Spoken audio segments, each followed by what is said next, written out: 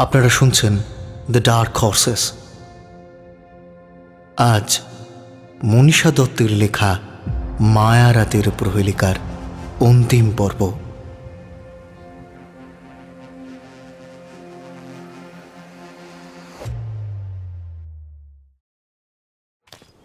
সাধের রয়্যাল এনফিল্ডটাকে সবজি বিক্রেতা ভজনের ম্যাটাডোরে তুলে দিয়ে ধ্রুব আর ময়ূখ এখন রাস্তায় পাশাপাশি হাঁটছে।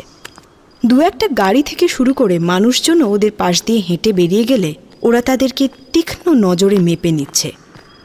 কয়েক মুহূর্ত এভাবে কাটার পর ওরা একটা একমুখ গলির ভিতর ঢোকে। ধ্রুব চিরাচরিত অভ্যাসবশত সিগারেট ধরিয়ে বলে, ডক্টর মিত্র কনফার্মেশন দিল? উনি তো বলছিলেন 15 মিনিট সময় লাগবে, এখনও মিনিট 5 বাকি। তাহলে ভজনকে একবার ফোনে জিজ্ঞাসা করে নে ওর কারেন্ট লোকেশন এখন কোথায়, মানে আমার পাঠানো অ্যাড্রেসে বাইকটা নিয়ে গিয়ে রাখতে আর কতক্ষণ লাগবে ওর। ওদিকে রানা কিন্তু পৌঁছে গেছে, সে আমি কল করছি। কিন্তু ধ্রুব, তোর কি মনে হয় এই বাইক টোপটা কাজ করবে? মানে মাছ জালে ফাঁসবে তো? মাছ, হাঙর, তিমি সবই ফাঁসবে, তুই শুধু দেখতে থাক। তবে আর 5টা মিনিট ওয়েট করতে পারতিস।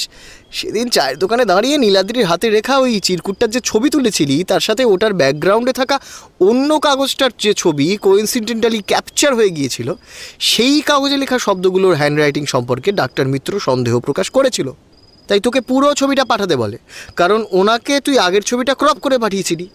উনি এই জন্যই ছবিটা নিলেন, যাতে আরও ভালো করে সম্পূর্ণ লেখাগুলোর হ্যান্ডরাইটিংয়ের ক্রস চেকিং করতে পারেন। এবার সেইটুকু সময় তো তোকে অপেক্ষা করতে হবে, তাই না? কিন্তু তুই তার আগেই স্টেপ নিয়ে নিলি। ময়ূখ, তুই চুপ করবি? আমার সিক্স সেন্স 100% জোর দিয়ে বলছে আমি এবার ঠিক নিশানা।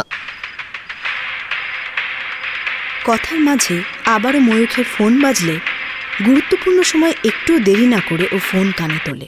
হ্যাঁ হ্যাঁ ডাক্তার মিত্র বলুন। হ্যাঁ, না স্পিকারের দরকার নেই, ব্লুটুথ ডিভাইস দুজনে কানেই আছে, স্পিকার লাগবে না, আপনি বলুন। ওকে ধ্রুব, ময়ূখ, তোমাদের যেটা জানানোর আছে সেটা হলো এই যে ধ্রুবর এবারকার অনুমান একদম সঠিক। মানে কোন অনুমান ডক্টর? হ্যান্ড রাইটিং অ্যানালিসিস করে যা পেলাম তাতে নীলাদ্রির ওই চিরকুটের হাতের লেখার সাথে ওর ঘরে পাওয়া অন্যান্য লেখাগুলোর কোনো মিল নেই। আবার ভিকটিমের মুখে পাওয়া চিঠিটার সাথে নীলাদ্রির ঘরে পাওয়া ওই গুচ্ছের লেখাগুলোর সঙ্গেও কোনো সিমিলারিটি নেই। সেটা কিভাবে সম্ভব ডাক্তার? হ্যাঁ মানছি, তরিকে নীলাদ্রি যে চিরকুট দিয়েছিল সেটার সাথে ওর ঘরে পাওয়া লেখার কোনো মিল নেই। হতেই পারে যে চিরকুটটা ও অন্য কাউকে দিয়ে লিখিয়েছিল। তাহলে ভিকটিমের মুখে গোজা চিঠির সঙ্গে ওর ঘরে পাওয়া হাতের লেখাগুলো তো পুরো এক ছিল। আমরা 3 জন মিলে মিলিয়েছিলাম ডাক্তার। 3 জন কি করে একসাথে ভুল মেলাবো? Mayukh, cool down. আমি একবারও তোমাদের ভুল বলিনি। তোমরা যেটা মিলিয়েছ সেটা সাধারণ মানুষের দৃষ্টি দিয়ে মিলিয়েছ, এক্সপার্টের দৃষ্টি দিয়ে নয়। যদি ওই সময় আমি ওখানে থাকতাম তাহলে ওই লেখাগুলোর ক্রস চেকিং করে তখনই বলে দিতাম ওই লেখা নকল ছাড়া আর কিছুই নয়। মানে বাতি কথায় যাকে বলে কারোর হাতের লেখা জাল করা। নীলাদ্রি সেইটাই করেছিল। ওর ওই ফেক হ্যান্ড রাইটিং একমাত্র গ্রাফোলজিস্ট ছাড়া কারোর বোঝার সাধ্য নেই। তারপরে তখন আমরা শুধুই ওর পেছনে এত কেটেছিলাম। সেটা মনে হয় অনেকদিন আগেই প্রমাণিত হয়ে গেছে ময়ূখ, যখন নীলাদ্রিকে নানা রকমভাবে জেরা করেও কোনো লাভ হয়নি। এখন ডক্টর মিত্র আর যা বলছেন সেগুলো শোন। হ্যাঁ, তো আপনি বাকিটা বলুন ডক্টর। হ্যাঁ, এরপর যা বলবো সেসব আরো চাঞ্চল্যকর। মানে একটু আগে আমি যেটা সন্দেহ করছিলাম সেটা যে সত্যি যেভাবে মিলে যাবে তা আমি ভাবিনি। ধ্রুব, তুমি আমাকে নীলাদ্রির হাতে লেখা চিরকুটটা কিভাবে পাঠিয়েছিলে মনে আছে তো? হ্যাঁ অবশ্যই। আমি চায়ের দোকানে ছিলাম, তখনই ময়ূখের ফোন আসে। তাড়াহুড়ো থাকায় আমি দোকানে দাঁড়িয়েই চিরকুটটা বের করে কাগজ ভর্তি টেবিলের ওপর পাতিয়ে দিই। তারপর ওটার ছবি তুলে ময়ূখকে পাঠিয়েছিলাম। এক্স্যাক্টলি ঠিক তাই, একদম ওই চিরকুটটা যে কাগজের উপর বেঁধে তুমি ছবি তুলেছিলে সেই কাগজে কেউ একজন 4 লাইনে চায়ের দোকানটার সম্পর্কে লিখেছিল।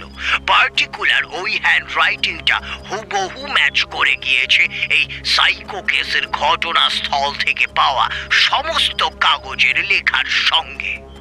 কি বলছেন কি?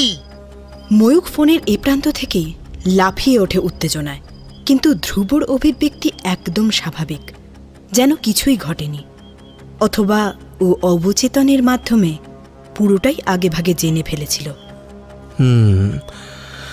Thank you doctor, thank you so much. আপনাকে আর কিভাবে ধন্যবাদ জানাবো জানি না, তবে আপনার এই উপকারটা আমি সারা জীবন মনে রাখব। এখন রাখি ডক্টর, কারণ এবার মুখোমুখি সংঘর্ষের পালা। Good night. Good night. জয়ী হও ধ্রুব, জয়ী হও তুমি। ডক্টর মিত্র ভদ্রতা দেখে ফোন রেখে দেয়। ফোনের সংযোগ বিচ্ছিন্ন হওয়ার পর ময়ূক চোখ সরু করে বলে, ধ্রুব, আমি তো কিছু বুঝতে পারছি না। ডক্টরের দেওয়া এই ছোট্ট ইনফো থেকে খুনির আস্তানা অব্দি পৌঁছবে কি করে? প্লিজ এটা একটু ডিসক্লোজ কর। কয়েকটা কোইন্সিডেন্স ম্যাচ করে শুধু একটা আকৃতি তৈরি করেছিলাম, ভাবিনি এটা কনফার্মড হয়ে যাবে। হ্যাঁ ধ্রুব, প্লিজ ভাই প্লিজ। হ্যাঁ বলছি, মন দিয়ে শোন। চায়ের দোকানে সেদিন আমি এক ভদ্রলোকের দর্শন পেয়েছি, বলেছিলাম, মনে আছে? আরে হ্যাঁ আছে, এই যাকে তোর অনেকটা আমাদের স্কুলের ওই লেট বাংলা স্যারের মতো দেখতে লাগছিল, তুই বলেছিলি বটে। হ্যাঁ, তো সেদিন ওই লোকটাই দোকানের দেওয়া কাগজে দোকানের সম্পর্কে রিভিউ লিখেছিল, আমার স্পষ্ট মনে আছে। ওর লেখার আগে সেই কাগজটাতে আর কারোর লেখা ছিল না, আর ওর লেখার পর আমারটা জমা হয়। তাহলে এই হ্যান্ডরাইটিংয়ের মালিক ওই লোকটা ছাড়া আর কে হতে পারে বল? কারেক্ট। কিন্তু ওই হ্যান্ডরাইটিংয়ের সাথে ঘটনাস্থলে পাওয়া সব হ্যান্ডরাইটিং যদি এভাবেই মেলার ছিল, তাহলে এত ঘোর প্যাচে কেন জড়ালাম আমরা? সেটাই হয়তো ডেস্টিনি ছিল। এখন ওসব বাদ দিয়ে আমরা রানার সাথে একবার কানেক্টেড হই, না হলে। বাট ধ্রুব, তুই কি করে জানলি যে রানাকে যেই লোকেশনে তুই দাঁড়াতে বলেছিস আর ভজনকে তোর বাইকটা যেখানে স্ট্যান্ড করাতে বলেছিস সেইখান থেকেই কিলারের হদিশ পাবি? মানে আসল প্রশ্ন হচ্ছে, কিলার আসলে কে ধ্রুব, কে? তোর প্রথম প্রশ্নের উত্তরে বলি, আমি ওই লোকেশন থেকে খুনিকে পাবো নাকি ওর সহকারীকে সেটা নিয়ে নিশ্চিত নই, তবে এদের দুজনের মধ্যে একজনকে অবশ্যই পাবো, এটা শিওর। আর তোর দ্বিতীয় প্রশ্নের উত্তর, তুই শুধু আগে আগে দেখতে যা হোতা হ্যাঁ ক্যা। যদি ক্যালকুলেশন মিলে যায় তাহলে সেই ফর্সা চেহারার সৌম্যকান্তি খুনি আর বেশি দূরে নেই। নে চ, এবার রানাকে একটা ফোন লাগা, আর ইনবক্স চেক করে নে। তার আগে ভজন বোধহয় কোনো মেসেজ পাঠিয়েছে তোকে, এখনই আলো জ্বললো তোর ফোনে।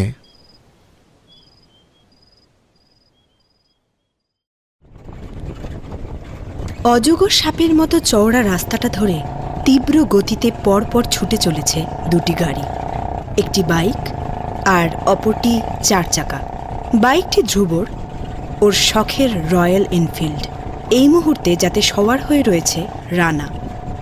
সাধের বাইকটিকে ধ্রুব কখনো কাছ ছাড়া করেনি, বা অন্য কাউকেও সেভাবে ছুঁতে দেয়নি, অথচ কাজের খাতিরে আজ ওকে ওটা রানার হাতে সঁপে দিতে হয়েছে। এটা রানার কাছে যতখানি আনন্দের, ধ্রুবর কাছে ততখানি নিরানন্দের। তবে বাইক পাওয়ার খুশিতে ডগমগ রানা নিজের দায়িত্ব পালনে এক চুলও কিন্তু পিছিয়ে নেই। ওর লক্ষ্য সামনের ছাই রঙা 4 চাকা গাড়িটা, যাকে পিছু ধাওয়া করে নিজের আয়ত্তে আনায় ও প্রতিজ্ঞাবদ্ধ। অন্যদিকে সামনের 4 চাকা গাড়িটির ভিতরে চালকের আসনে বসে আছে সবজি বিক্রেতা ভজন। ধ্রুবর আদেশ মতো ওর পাঠানো ঠিকানায় এসে রয়্যাল এনফিল্ডটাকে নিজের ম্যাটাডোর থেকে নামিয়েই অদূরে রানাকে দাঁড়িয়ে থাকতে দেখে ও স্বস্তির নিঃশ্বাস ফেলেছিল। যেহেতু এই কাজটা গোপনে করা হচ্ছে, তাই ভজনও চায়নি একে অপরের আসা যাওয়াতে বিন্দুমাত্র দেরি করে সবটা ভেস্তে দিতে।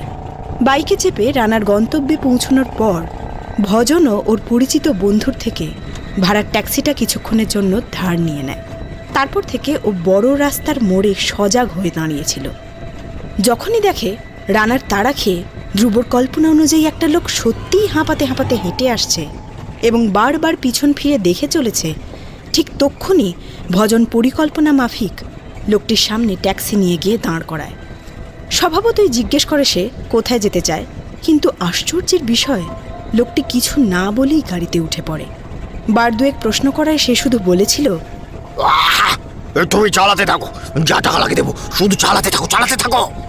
সেই থেকে ভজন গাড়ি চালাচ্ছে আর আর চোখে লোকটাকে মাপছে। লোকটার অস্বস্তি ওর নজর এড়াচ্ছে না। ওদিকে গাড়ির পিছনে রানাও বাইক নিয়ে চিতা বাঘের মতো দৌড়ে চলেছে। ভজনের কানে ব্লুটুথ ডিভাইস লাগানো, রানাই একটু আগে ওর কানে গুঁজে দিয়েছিল। ব্লুটুথের মাধ্যমে ধ্রুব এদের দুজনের সঙ্গে সংযোগ বজায় রেখেছে। ও যা কিছু পরামর্শ দিচ্ছে তার প্রত্যুত্তরে রানা কথা বলতে পারলেও ভজন কিছু বলতে পারছে না। সে টেক্সট মেসেজের ভরসায় বসে আছে। হ্যালো রানা, হ্যালো, শুনতে পাচ্ছিস? হ্যালো। হ্যাঁ পাচ্ছি। তুই বলো ধ্রুবদা, নেক্সট স্টেপ কি? কিছু না, আপাতত গাড়িটাকে ফলো কর। যখন বলবো তখন সাইড হয়ে যাবি, তারপর থেকে বাকিটা ভজন বুঝে নেবে। ওকে ধ্রুবদা। আচ্ছা বলছি যে গাড়িতে মালটা কে আছে জানতে পারলে? ভজন মালটার ছবি তোলার চেষ্টা করছে, তবে ও যা ডেসক্রিপশন দিল তাতে আই গেস লোকটা। আরে লোকটা কে ধ্রুবদা? দাঁড়া 1 মিনিট, ভজন একটা ভিডিও পাঠিয়েছে, আমি দেখে নিয়ে তোকে জানাচ্ছি, তুই কানেক্টেড থাক। ওকে।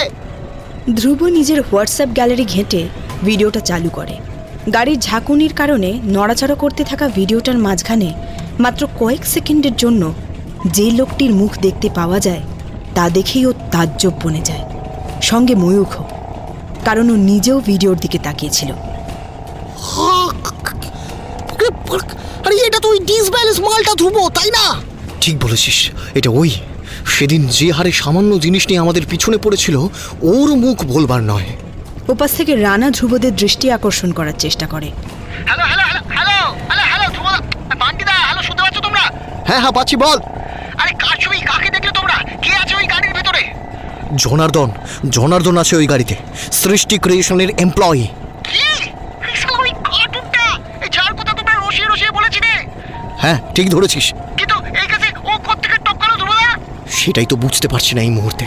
তবে ওর টপকানোতে আমি এইটুকু অন্তত শিওর হলাম যে আমি মনে মনে সৃষ্টি ক্রিয়েশনকে সব কিছুর গোড়ায় সন্দেহ করে ভুল কিছু করিনি। যাই হোক, তুই এবার থেমে যা। ভজন স্প্রে ছিটিয়ে ওকে অজ্ঞান করে বাকিটা সামলে নেবে। ওকে ধ্রুবদা, তাহলে বাইকটা নিয়ে আমি কি করবো? কি করবি? মানে এটা তো কাজের জন্য দিয়েছে, আর কাজ তো হয়ে গেছে। তাতে কি, একটা সুযোগ পেয়েছিস, সেটা ইউজ কর। এই মুহূর্তে তোর জন্য কোনো কাজ নেই, তাই কি? আর কিসের সুযোগ? তুই আমার এনফিল্ডের দিকে যে হ্যাংলার মতো তাকিয়ে আছিস সেটা আমি জানি। যা, আজ জিলে আপনি জিন্দগি কিয়া কে সাথ যা, মানে কিয়াকে নিয়ে ঘুরে আয়, যা। তবে 1 ঘন্টার বেশি না কিন্তু, একদম 1 ঘন্টা। হ্যাঁ, ঠিক আছে? কি তুই সত্যি বলছো ধ্রুবদা? 3 সত্যি। ও জিওগুলো, থ্যাংক ইউ ধ্রুবদা, থ্যাংক ইউ। কি আমি আসছি, তোকে নিয়ে মামলাট খাওয়া কোকাতলা যাওয়া, কি আসছি। পাগল ছেলে। রানার সঙ্গে সংযোগ বিচ্ছিন্ন করে ধ্রুব ময়ূখের দিকে তাকায়। ময়ূর, সোনুর ডেরায় চ। ভজনকে ডিরেকশন দিয়ে দিয়েছি, এবার মাছ ধরবো, তাও আবার বিনা বড়শিতে। চ, হাঁ করে মুখের দিকে তাকিয়ে থাকিস না, অটো ধরতে হবে। হ্যাঁ চল। হ্যাঁ ওই তো অটো আছে, অটো।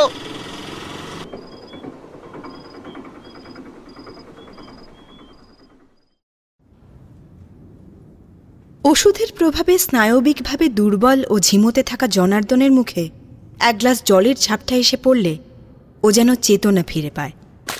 তবে চোখ চেয়ে সামনের পরিস্থিতি বোঝার আগেই ওর মুখে সজোরে ঘুষি মারে ধ্রুব।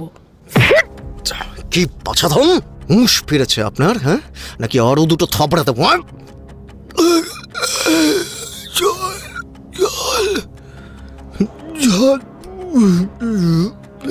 জল শালা, জল খাবে শালা।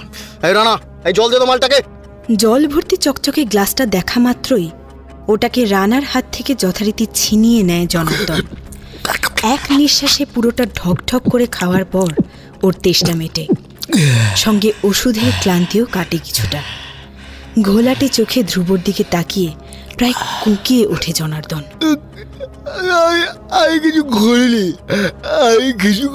আমি কিছু জানি না, বিশ্বাস করুন না, আমি কিছু জানি না।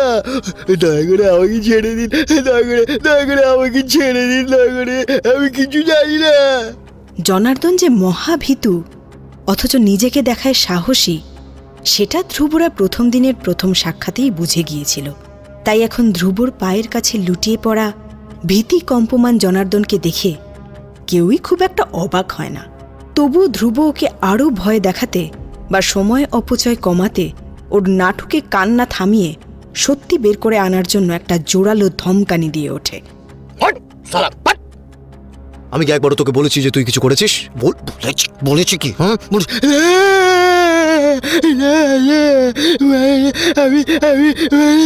মানে তুই নিশ্চয়ই কিছু করেছিস। হ্যাঁ আমি কি করলাম? ভুল ভাবছিল। আমি কিছু করিনি, আমার ছেড়ে দিয়ে। ধ্রুব নিজের রিভলভারটা বের করে শূন্যে তোলে। যন্ত্রটা দেখেছিস? এটাকে রিভলভার বলে, আর এটা হলো ট্রিগার। আর এই যে এদিকে দেখ, ইন্ডিকেটর আছে, গানটা যে লোডেড সেটা ইন্ডিকেট করছে। তো ভাব, এখন যদি তোর এই ভ্যান ভ্যানানি শুনতে শুনতে হঠাৎ আমার মাথাটা গরম হয়ে যায় আর ট্রিগারটা চিপে ফেলে, তাহলে যে কি হবে।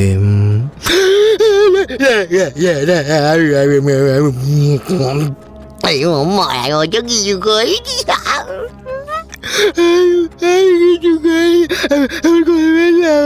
আমি বলতে চাই না, আমি চাই না বলতে। বাবা, বড় কিছু না করলেও ছোট কিছু তো করেছিস নিশ্চয়ই। হ্যাঁ, তা কি সেটা বলে দিলেই মিটে যায়? তুইও ছাড়া পেয়ে যাস আর আমার এই যন্ত্রটাও একটু শান্তিতে ঘুমোতে পারে, তাই না?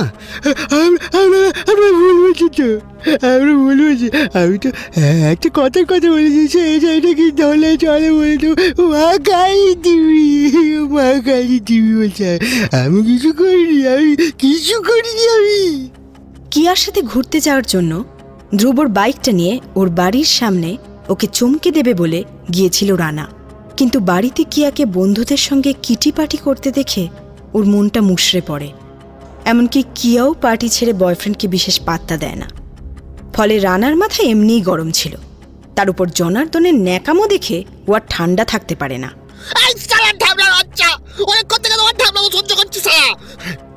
তুই যদি কিছু করেই না থাকিস তাহলে আমাকে দেখে আমাদের বাইকের শব্দ পেয়ে তুই দৌড়ে পালালি কেন? বাইকের শব্দ পেয়ে দৌড়ে পালালি কেন?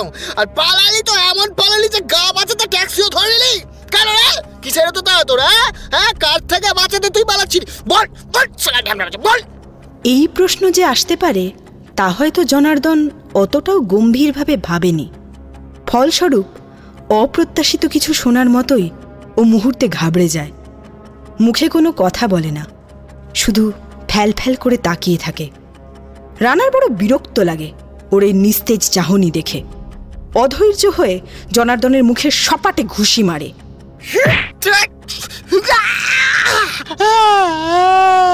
ফলত মাড়ি থেকে একটি দাঁত ভেঙে খসে পড়ে মেঝেতে। জনার্দন ব্যথায় চিৎকার জুড়ে দেয়। ধ্রুবর চুলে আঙুল চালিয়ে ওই অবস্থাতেই মাথাটা পিছন দিকে টেনে ধরে। দাঁতে দাঁত চিবিয়ে বলে ওঠে, অনেকক্ষণ ধরে তোর সস্তার নাটক সহ্য করছি, এবার ভালোই সত্যিটা উগলে দে, নয়তো গলায় গুলি ভরে সত্যি বের করবো বলে দিচ্ছি। বল কি? হ্যাঁ বল শুরু কর। শোনার জন্যই কান খাড়া করে আছি। বল। আমি আসলে খুব ভয় পেয়ে গিয়েছিলাম তো। ভয়? কিসের ভয়? আসলে তোমার মনে পড়া। কাকে টপকে দিয়েছিস? তাহলে চুরি ডাকাতি করেছিস? না, ওইসব কেউ করে নাকি? তাহলে কি করেছিস যে হারামজাদা? আমি একটা মেয়ের সাথে শুয়েছিলাম, তারপর মেয়েটা প্রেগনেন্ট হয়ে গেল। তখন ও বলে ওকে বিয়ে করতে, খুব চাপ দিচ্ছিল। তাই কি? তাই আমি মেয়েটার খাবারের সাথে ওষুধ মিশিয়ে দিই যাতে ওর পেটে যন্ত্রণা হলে বাচ্চাটা নষ্ট হয়ে যায়, আর আমিও মুক্তি পাই। কিন্তু এই ঘটনাটা কেউ জানতো না। মেয়েটা বলেছিল আমার নামে প্রমাণ পেলে কেস করে দেবে। কেস করেছিল মেয়েটা? তখন করেনি, কিন্তু এখন করেছে। কি করে জানলি? হ্যাঁ, মেয়েটা ফোন করেছিল তোকে নাকি তোর বাড়িতে পুলিশ নিয়ে এসেছিল? কোনো যাই না, মেয়েটার সাথে তো আমার এমনিতেও কোনো যোগাযোগ নেই, ও কেন ফোন করবে? আর তাছাড়া এগুলো গোপন সূত্রে খবর, সবটাই আমি জেনেছি আমার স্যারের থেকে। আসলে স্যারের তো অনেক হাত আছে, তাই। কে স্যার? আরে ওই যে আপনারা সেদিন গেলেন না ধ্রুব সঙ্গের মাঠে, তখন ওখানে যে অনুষ্ঠান হচ্ছিল ওই সেইটা তো আমাদের সৃষ্টি ক্রিয়েশনের অর্গানাইজেশনে করা হয়েছিল। আপনারা আলাপ করলেন সৃজন দেবনাথ স্যারের সাথে, মনে আছে? গুণী মালিক মানে আমাদের স্যার বা বস যা বলবেন। সৃজন দেবনাথ? ধ্রুব চোখ বড় বড় করে ভাবতে বসে। ওর মনে পড়ে যায় সেদিনের ঘটনা, সৌম্যকান্তি গৌরবর্ণ সেই লোকটির সাথে প্রথম আলাপচারিতার মুহূর্তটাও। কিছুক্ষণ স্তব্ধ থাকার পর ধ্রুব জিজ্ঞেস করে, উনি তোর স্যার সেটা জানি, কিন্তু উনি কোথা থেকে খবর পেলেন যে তোর নামে এই মেয়েটি কেস করেছে?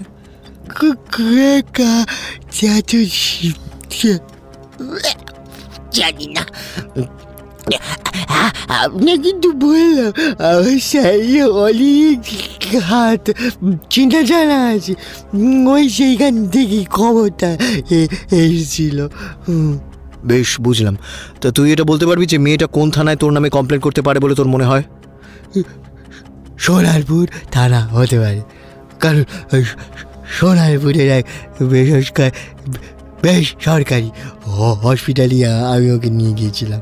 তাছাড়া পুলিশি ভাষায় ক্রাইম লোকেশন যদি ওটাই হয় তাহলে মেয়েটা হয়তো ওখানেই কমপ্লেন করেছে আমার বিরুদ্ধে। হ্যাঁ, আচ্ছা তাই নাকি? ওকে দেন। এই ময়ূর, সোনারপুর থানায় একটা ফোন লাগিয়ে দেখ তো এই বাচ্চাদন সত্যি বলছে নাকি মিথ্যে। না না, 1 মিনিট।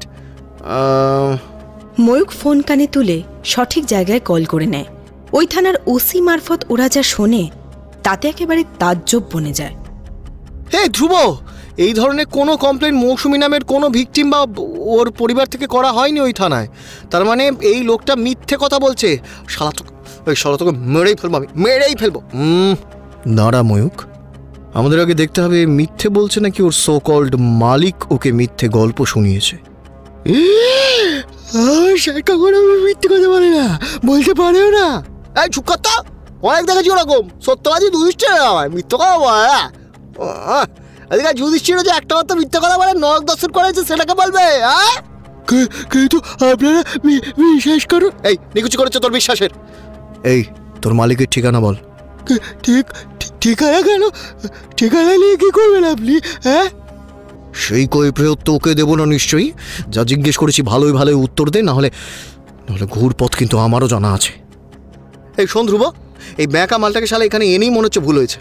একে ছেড়ে বরং সৃষ্টির বাকিগুলোকে তুলে আনি। ওরা এর মতো ছেঁটা হবে না, দুঘা দিলেই সব গড়গড় করে বলে দেবে, সঙ্গে আমাদেরও সময় বাঁচবে। আরুন না, আরুন তাহলে আরুন, হ্যাঁ মারুক, কুচি মারুন। হ্যাঁ, ওরা কেউ স্যারের ঠিকানা জানলে তো আপনাকে বলবে। স্যারের ঠিকানা তো শুনলাম আমি। ওই কি বলি কি বলি কি বলি কি বলি তুই? কিছু না তো, কিছু বললি আমি, কিছু বললি।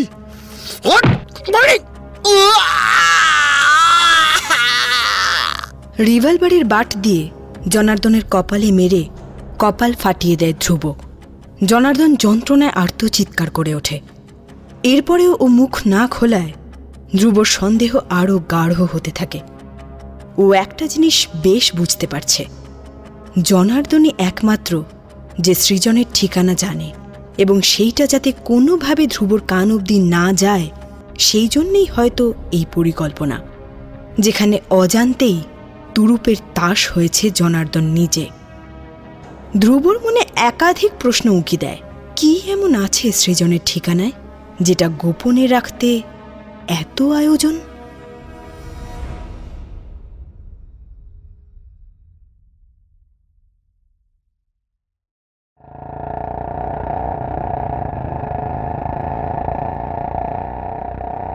তুফানি গতিতে রয়্যাল এনফিল্ড চালিয়ে ধ্রুব বাহিনী পৌঁছে যায় শহর থেকে বেশ খানিকটা দূরে এক নির্জন পরিবেশে অবস্থিত ছিমছাম সুন্দর দোতলা বাড়ির সামনে, যার চারপাশে উঁচু পাঁচিল তোলা, সঙ্গে অগুন্তি তাল গাছ এবং ওই জাতীয় লম্বা লম্বা গাছের সারি দিয়ে ঘেরা।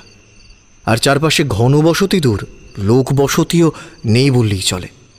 সম্পূর্ণ ফাঁকা পরিবেশে কেমন যেন অপ্রাকৃতিক নিস্তব্ধতা। তার উপর মিউনিসিপ্যালিটির আলোগুলোর উজ্জ্বলতাও জোরালো নয়, বড়ই টিমটিমে আর আলো ছায়াময় পরিবেশ। ভৌতিক গল্পে বর্ণিত হানা বাড়ির মতো শুনশান নীরবতা মেখে দাঁড়িয়ে থাকা বাড়িটার বিশাল বড় সদর গেটে ভারী তালা ঝোলানো ছিল। এটা যে স্বাভাবিক ব্যাপার হবে তা ভেবেই ওরা তালা ভাঙার সরঞ্জামও সঙ্গে করে নিয়ে এসেছিল, তাই গেট খোলাতে বেশি ঘাম ঝরাতে হয়নি। বাড়ির দোরগোড়ায় যেতে হলে দুপাশের ছোট্ট বাগানের মাঝের রাস্তা দিয়ে হেঁটে যেতে হয়। সেই মতো সোজা হেঁটে গাড়ি বারান্দায় পৌঁছানোর পর ধ্রুবরা যে যার মতো নিজের পজিশন নিয়ে নেয় অতি সন্তর্পণে। সুরক্ষা কবচ রিভলভারটা সেফটি লক খুলে ওটাকে সতর্কভাবে পকেটের একপাশে এগিয়ে রাখে, যাতে যে কোনো রকম অতর্কিত আক্রমণ প্রতিহত করার ক্ষমতা থেকে ও বঞ্চিত না হয়। দরজায় কান পেতে ধ্রুব কিছুই শুনতে পায় না। ঘরের ভিতরে যেন পিন পতন নিস্তব্ধতা। ও একবার ভাবে বাড়িতে হয়তো কেউ নেই, ফলত ও কান সরিয়ে নিতে যাচ্ছিল, আর ঠিক তখনই সেলফোনের সুরেলা রিংটোনের শব্দ শোনা যায় বাড়ির ভিতর থেকে। চারদিকের নীরব নিঝুম পরত ভেদ করে একটানা বেজে চলে ফোনটা, একবার, দুবার, বারবার, অথচ কেউ তা তোলে না। ধ্রুবদের প্রতীক্ষা ক্রমশ অধৈর্য হয়ে ওঠে, কারণ ওরা খুব ভালো করে জানে যে ফোন এলে সাধারণ কোনো মানুষই সেটা রিসিভ করার থেকে দূরে থাকতে পারে না। সেই অভিজ্ঞতার খাতিরেই ওদের এই অপেক্ষা। ঘড়ির কাঁটায় সময় পেরিয়ে চলেছে, কিন্তু ওপার থেকে এখনো কোনো সারা শব্দ নেই। উত্তেজনার পারদ যখন তুঙ্গে উঠেছে, ধৈর্য হারিয়ে এক গুলিতে ধ্রুবদের দরজা খোলার উপক্রম, হঠাৎ তখনই ভিতর থেকে ভেসে আসে একটা ঘর ঘর শব্দ। শব্দটা এতটাই তীব্র যে বেশিক্ষণ চললে তা সহ্য ক্ষমতার বাইরে চলে যাবে। কেউ যেন কোনো ভারী বস্তু এক জায়গা থেকে আরেক জায়গায় টেনে সরিয়ে নিয়ে যাচ্ছে। ঘর ঘর শব্দটা থামার পর আরও একটি বেশ জোরালো অপরিচিত শব্দ পাওয়া যায়। তবে সেটাতে গুরুত্ব দিতে না দিতেই ধ্রুবদের মনোযোগ অন্য দিকে গিয়ে আটকায়। ঘরের মধ্যে কেউ যেন হাঁটছে, এবং সেটা পায়চারি করে হাঁটা নয়, বরং কোনো এক নির্দিষ্ট লক্ষ্যের দিকে হেঁটে চলেছে। এতে ওদের আর বুঝতে বাকি থাকে না যে ভিতরে যে আছে সে আসলে নিজের বাঁচতে থাকা ফোনটার দিকে এগোচ্ছে, হয় ধরতে নয় বন্ধ করতে। অন্যদিকে ধ্রুবর কেমন যেন একটা সন্দেহ হয় ফোনটার বিরামহীনভাবে বেজে চলার বিষয়টা নিয়ে। কেউ কল করলে তো এমনটা সম্ভব না, একমাত্র অ্যালার্ম জাতীয় কোনো কিছু সেট করা থাকলে তবেই এটা সম্ভব। কিন্তু বিষয়টাতে নজর দেওয়ার আগেই রানার ডান পায়ে কাঠপিঁপড়ে কামড়ে দিলে ও সামান্য শব্দ করে ডান পা তুলে ফেলে, এবং আশ্চর্যজনকভাবে ফোনের ওই সুরেলা রিংটোনও তখনই থেমে যায়। অথচ ভিতরের হাঁটা চলা তখনও চলছিল, সেটা আবার থামে ফোনটা বন্ধ হওয়ার পরপরই। ফোনের কাছাকাছি পদশব্দ না যেতেই তা বন্ধ হয়ে যাওয়া নিয়ে একদিকে যেমন দরজার এপারে ধ্রুবরা নিঃশ্বাস চেপে দাঁড়িয়ে, অন্যদিকে ওপারের ওই ব্যক্তি ফোন বন্ধ হওয়ার কারণে তেমনই অবাক হয়ে দাঁড়িয়ে। কয়েক সেকেন্ড দরজার দুই পারের কেউই বিষয়টা বুঝতে পারে না, কিন্তু পরক্ষণেই অন্য আরেকটি পিঁপড়ের দংশনে ধ্রুব নিচের দিকে তাকালে ওর কাছে সবটা পরিষ্কার হয়। এই বাড়ির মালিক আসলে মেঝেতে এক প্রকার সুইচ এঁটে রেখেছে, যাতে সেন্সর টেকনোলজিও রয়েছে। ওখানে যে কোনো প্রাণীর পা পড়লে মালিকের ফোনের সফটওয়্যার সেটা শনাক্ত করে নেবে এবং অ্যালার্ম বাজতে শুরু করবে। এতে সে নিশ্চিত ও সতর্ক দুটোই হয়ে যাবে তার বাড়িতে কারোর আগমন ঘটার ব্যাপারে। জিনিসটা পরীক্ষা করার জন্য ওখানে একবার হাত ঠেকায় ধ্রুব, ফলত আবারও বেজে ওঠে সেই অ্যালার্ম। তবে এবার আর ফোনের দিকে এগিয়ে চলার কোনো রকম পায়ের আওয়াজ শোনা যায় না, বরং হাঁটার গতি নিমেষে বদলে গিয়ে তা যেন দৌড়নোতে পরিণত হয়। ওরা তিনজন স্পষ্ট বুঝতে পারে কেউ যেন ঘরের ভিতরে ছুটে বেড়াচ্ছে এবং হয়তো বা পালানোর চেষ্টা করছে। আর এক মুহূর্ত দেরি না করে দরজার লক বরাবর পর পর কয়েকটা গুলি চালিয়ে দেয় ধ্রুব। ময়ূখ এবং রানাও থেমে নেই। লক খোলার পর ওরা গায়ের জোরে শক্ত দরজাটাও পাল্লা সমেত ভেঙে ফেলে। ভগবান জানে ওই সময় এমন আসরিক শক্তি ওদের মধ্যে কিভাবে এসেছিল। ভিতরে প্রবেশ করেই তাজ্জব বনে যায় সকলে। অনেকটা নীলাদ্রির বাড়ির অন্দরসজ্জার মতোই সাজানো গোছানো স্টুডিও ডাইনিং। এখানে কুকর্ম হওয়া তো দূর, নাম নেওয়া যেন পাপের হবে। অন্যদিকে ময়ূখ আর রানা তন্ন তন্ন করে তল্লাশি নিতে থাকে প্রতিটা ঘরের। একটু আগের মানুষটাকেও কোথাও পাওয়া যায় না। তবুও ধ্রুবর অবচেতন বলতে থাকে, সেই মানুষ এখানেই আছে। খোঁজার জন্য শুধু সূক্ষ্ম দৃষ্টির দরকার। মনের নির্দেশেই ঘরের প্রতিটা জিনিসপত্র থেকে আরম্ভ করে মেঝে, দেওয়াল সব কিছুই খুঁটিয়ে দেখছিল ধ্রুব।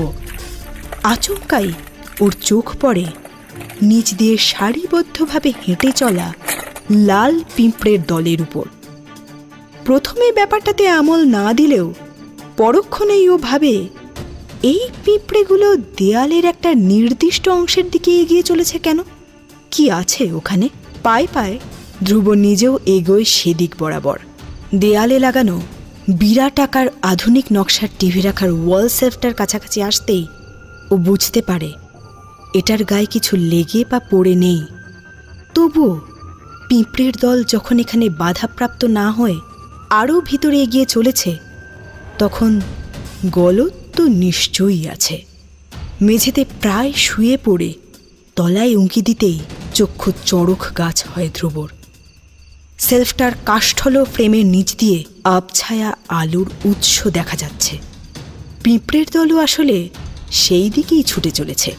ফ্রেমের তলার অংশ মেঝের সাথে সেঁটে থাকার বদলে মেঝের 1 ইঞ্চি প্রায় উপরে হলেও শূন্যে ভেসে থাকার কারণ এখানে নিশ্চয়ই রয়েছে কোনো গুপ্ত দরজা বা সুড়ঙ্গ।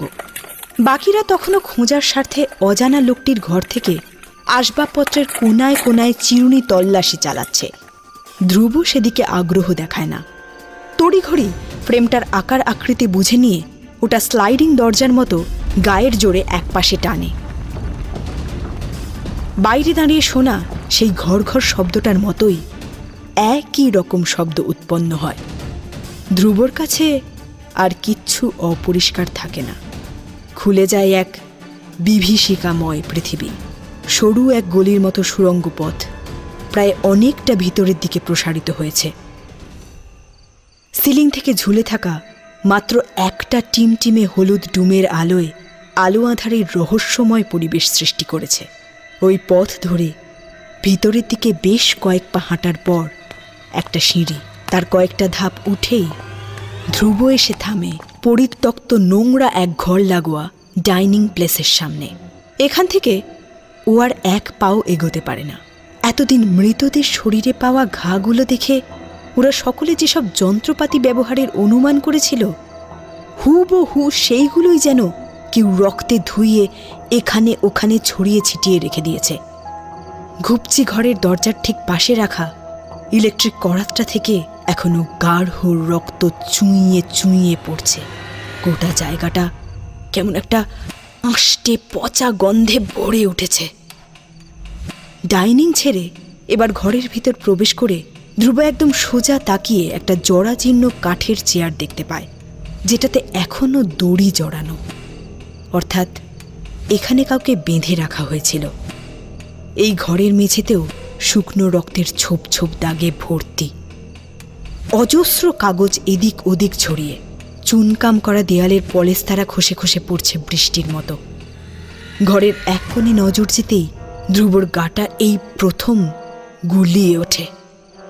ওখানে মানুষের কাটা আঙুল, রক্তমাখা জামা কাপড়, ছেঁড়া চুল, উপড়ানো চোখের মণি সমেত মাথার খুলি ফেটে বেরিয়ে আসা দলা পাকানো ঘিলু রক্তের কিছুটা অংশ মেঝেতে লেপ্টে রয়েছে। এমন নারকীয় পরিবেশ ধ্রুব কখনো সামনাসামনি দেখেনি, একমাত্র সিনেমা বায়োস্কোপ ছাড়া। অথচ আজ যা দেখছে তা ওর নিজের চোখও বিশ্বাস করতে পারছে না। বর্বর এই দৃশ্যের সাক্ষী হতবাক ধ্রুবর পা দুটো হঠাৎই আষ্টে পৃষ্ঠে জড়িয়ে ধরে দুটো রক্তাক্ত হাত। অপ্রত্যাশিত শীতল স্পর্শে ও যেন মুহূর্তে আঁতকে ওঠে। হৃদযন্ত্রের স্পন্দন দ্রুত বেগ নিয়েছে। প্রাণহীন ঘরে স্পর্শের উৎস খুঁজে নিচে তাকাতেই ও দেখে একটা অর্ধনগ্ন শরীর উপুর হয়ে শুয়ে, গোটা দেহ তার রক্তে ভেসে যাচ্ছে। মুখটা ঠিক মতো বোঝা দেয়, কোনো মতে সে মাথা তুলে ক্ষীণ কণ্ঠে বলছে,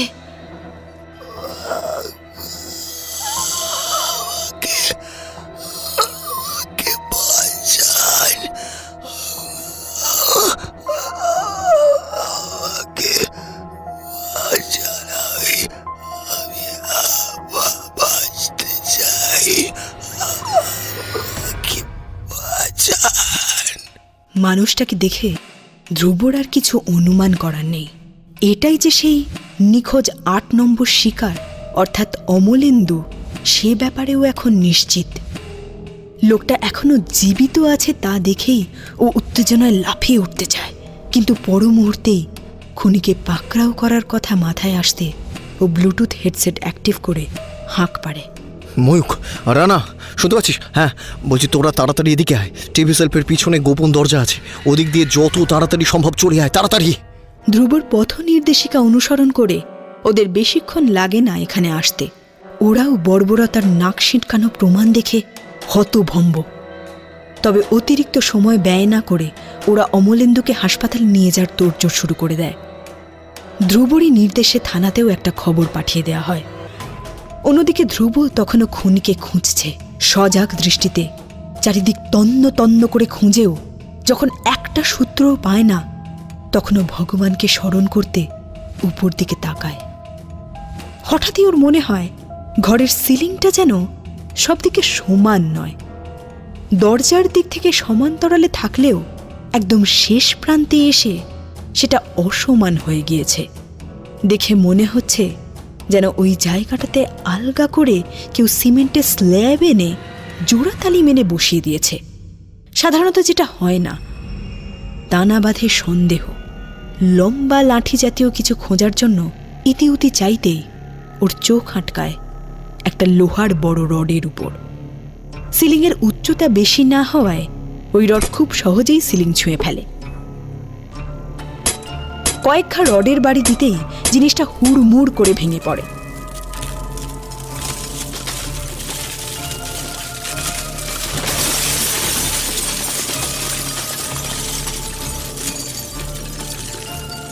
কম্পিউটার গেমের মতো নতুন দরজা উন্মুক্ত হয়।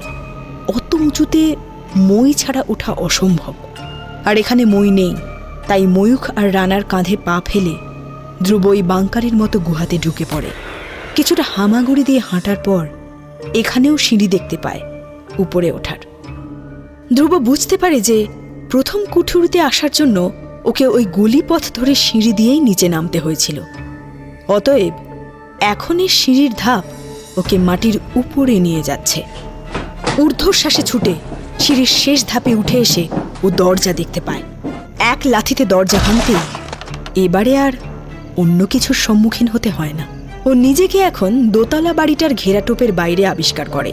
বেরিয়ে এসে পিছন ফিরতেই ওর আর বিস্ময়ের শেষ থাকে না।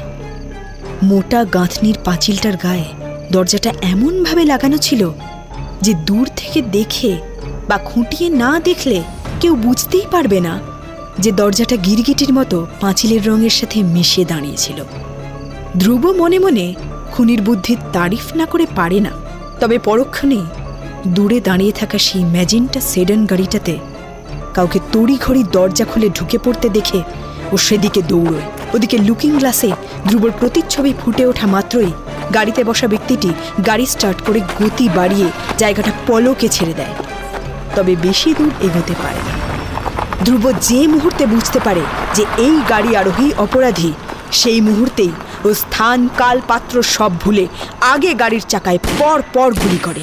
ফলত চাকা মারাত্মকভাবে ক্ষতিগ্রস্ত হয়ে গাড়িটা তৎক্ষণাৎ থেমে যায়। ধ্রুব দৌড়তে দৌড়তেই যেহেতু গুলি চালাচ্ছিল, তাই গাড়ির নিকট পৌঁছতে ওকে একটুও বেগ পেতে হয় না। দ্রুত হাতে দরজা খুলে বেরিয়ে আসা লম্বা কোট পরিহিত অবয়বটা পালাবার আগেই ওর কপালে পিস্তল ঠেকায় ধ্রুব। লোকটা নিমেষে চমকে যায় নিজের নির্বুদ্ধিতায়। ধ্রুব গম্ভীর গলায় বলে ওঠে, এক পাও নড়ার চেষ্টা করলে এখানেই শুট করে দেব। Hands up, hands up, I said, hands up. লোকটা খাঁচায় বন্দি হওয়ার দরুন অনিচ্ছা সত্ত্বেও হাত উপরে তোলে, যা দেখে ধ্রুব নিশ্চিন্ত হয়ে লোকটার কানের কাছে মুখ ঠেকিয়ে ফিসফিসিয়ে বলে, সৃজন দেবনাথ, ওনার অফ সৃষ্টি ক্রিয়েশন, ওরফে রূপাঞ্জন রুইদাস, তোমার খেলা শেষ। The game is over.